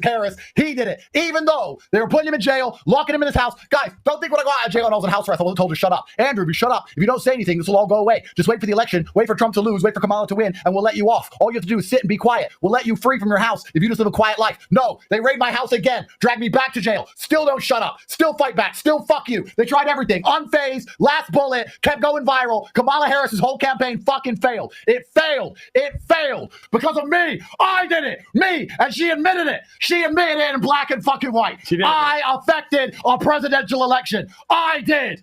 And that's why we're seeing Sneako, who obviously at one point was getting along with Andrew Tate, completely mock him. They've had a falling out, but he's saying all that sucking up to Donald Trump and the Trump associations you built have been all for nothing because they're not even coming to support you now. The reason they did that, thank you for the sub 90, the reason that the Tates never criticized Trump is because deep down they were really hoping that Trump would go and save them if they got arrested and if they were called to be extradited to the United Kingdom. Well, look, it didn't work, stupid. Now you're arrested. Trump's not going to save you. All that twerking you did, all that begging you did. Look now. You thought that you could sacrifice your own religion, you could sell out your own people, your own faith, apparently. It didn't even work.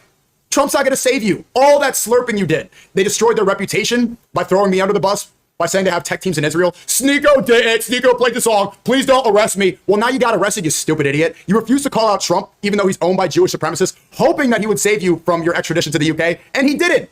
So you sold out, you destroyed your reputation, you sold out your faith, you threw me under the bus, and you still got arrested. Anybody still defending this too? Now that there's charges of them holding indecent images of a child? I don't know what you have to say, but I don't know how you can keep credibility with them. I don't know if you think this was a Matrix attack. If it was a Matrix attack, wouldn't Elon Musk, the trillionaire, tied up with Mossad and Netanyahu and speaking to Netanyahu regularly by Netanyahu's admission, wouldn't Elon Musk be calling for Tate's deportation too? It is a little bit. Yeah, I don't know. I want to see the evidence on the CP because it's like,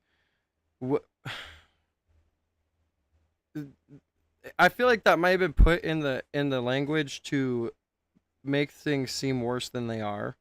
They're just allegations. But I feel like Sneako going back and everything kind of just like he's just making a fool of himself in a way. I agree with him on some things, but for me too, like the whole song situation, bro, it's a song. Who gives a fuck, bro? Like everyone should have just stayed 10 toes down. It's a song. Deal with it. Like. It's crazy how a song can ruin someone's life or make someone feel threatened or make a group of people feel threatened. It's just ridiculous.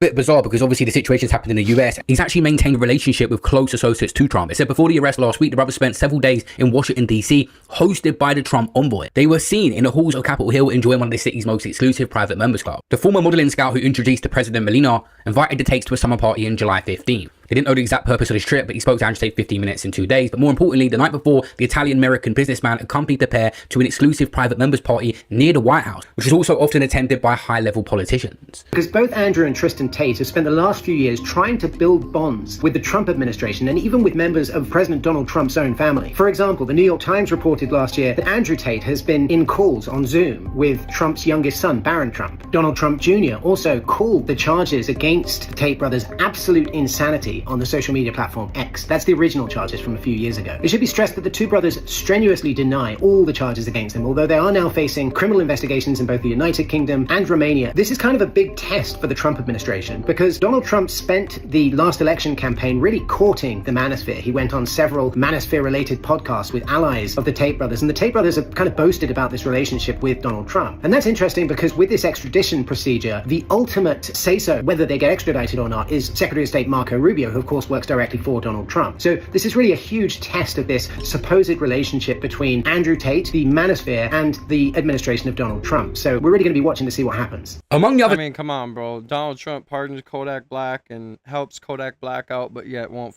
Come on. Help Tate out, bro. Tate Allies is actually Mr. Trump's former personal lawyer who was forced to quit as New Jersey's top prosecutor in December. She told Andrew Tate on a podcast last January, "I got your back." JD Vance, the vice president, also follows both brothers on X. James Uthmeyer, Ulfmeyer, something like this. So he opened an investigation into me the second I land as an American citizen, saying that I'm a human trafficker and I'm a bad person and all this garbage. I expected to come home to a fucking hero's welcome. And I did a podcast with Candace Owens about that because even she said this is insane. You know what he did? He wrote to the Brits saying, do you want me to arrest him and send him to you? You got an active warrant. Do you want me to send him to you? I'll come get him and send him to you. He wrote to the Brits. And I'm sitting in Florida, in Miami, and I refuse to leave. So I keep tweeting, come get me, Ron. Come get me, James. Come get me. Come get me. Come get me. Because, Jack, I've lost my mind. I finally get free from this fucking mess. I come back to the country my father served for. And they fucking open a case on me and start saying I'm a human trafficker. Why? Because Romania said so, the country that can't even have an election? And now we're gonna repeat what they said like it means a fucking thing? I come to Florida where I'm suing girl A, and I'm attacked by the state? And I did a podcast with Candace on it because I was so flabbergasted. That piece of shit writes to the Brits. One thing that's concerning Andrew Tate and why he's desperately fighting to get extradited, he's one of the most hated men in Britain in terms of the politicians. MPs all around the country and different people, different power have constantly called him out about the narratives and agendas he spreads online. He's being banned from schools. This is the country he's hated the most in, the UK. After I called out Elon Musk for platforming extremism, Tate's followers immediately descended on me with a flood of abuse and harassment. That was not random. That was a deliberate attempt to silence an elected representative. I was bombarded with death threats, rape jokes and abuse from accounts both local and international. Then, the Tate brothers themselves came after me. Two men running from the most serious criminal charges, propped up by the world's most powerful leaders. And they targeted me, an elected representative from Northern Ireland, for daring to speak my mind. It wasn't even about them. It was about Musk. But it was a calculated attempt to silence an elected politician. I was, in their words, a nice target. A direct attack on democracy and this House itself. But this is not just about individuals. It is about democracy. We have seen a deliberate, organised effort to create an online environment where extremism flourishes, where intimidation becomes the norm, and where women, minorities and political opponents are driven out of public life. Yeah, man, I don't know. Like I said, dude, what's going to happen with him? I'm curious on when he's going to get extradited and what's going to happen with the proceedings and how it's going to go. Because he's not in jail in Romania anymore. He'll be in jail in the UK. So... And the UK, we all know how corrupt they are, bro. Like, 100% corrupt. Allegedly, don't come arrest me now, okay? But, you know, it's pretty evident that they want him. They want him bad. They're mad at him. And it's because they all hate him there because they're all sissy, liberal people who are ruining their own country. And they don't like what Andrew Tate stands for, you know? So, it is what it is, man. We're going to have to see how it goes. But I'm going to get off stream, dude. I got to upload some videos that I took today. Hopefully they're better, because if not, we're just going to have to stop the dual streaming. Because they're not better, I'm sure it's the dual streaming that's messing up my videos. So I got to airdrop a few and get some of this shit going. So much love to everybody, man. Gator, Wisconsin, Skippy, Stacy wasn't here today. I appreciate you guys. Skippy, we're going to have to talk about that motherfucking AI generated picture you made, bro. It's a problem. Okay, it's a problem.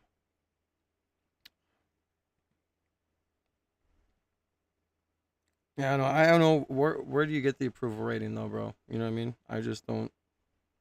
It's all show, bro.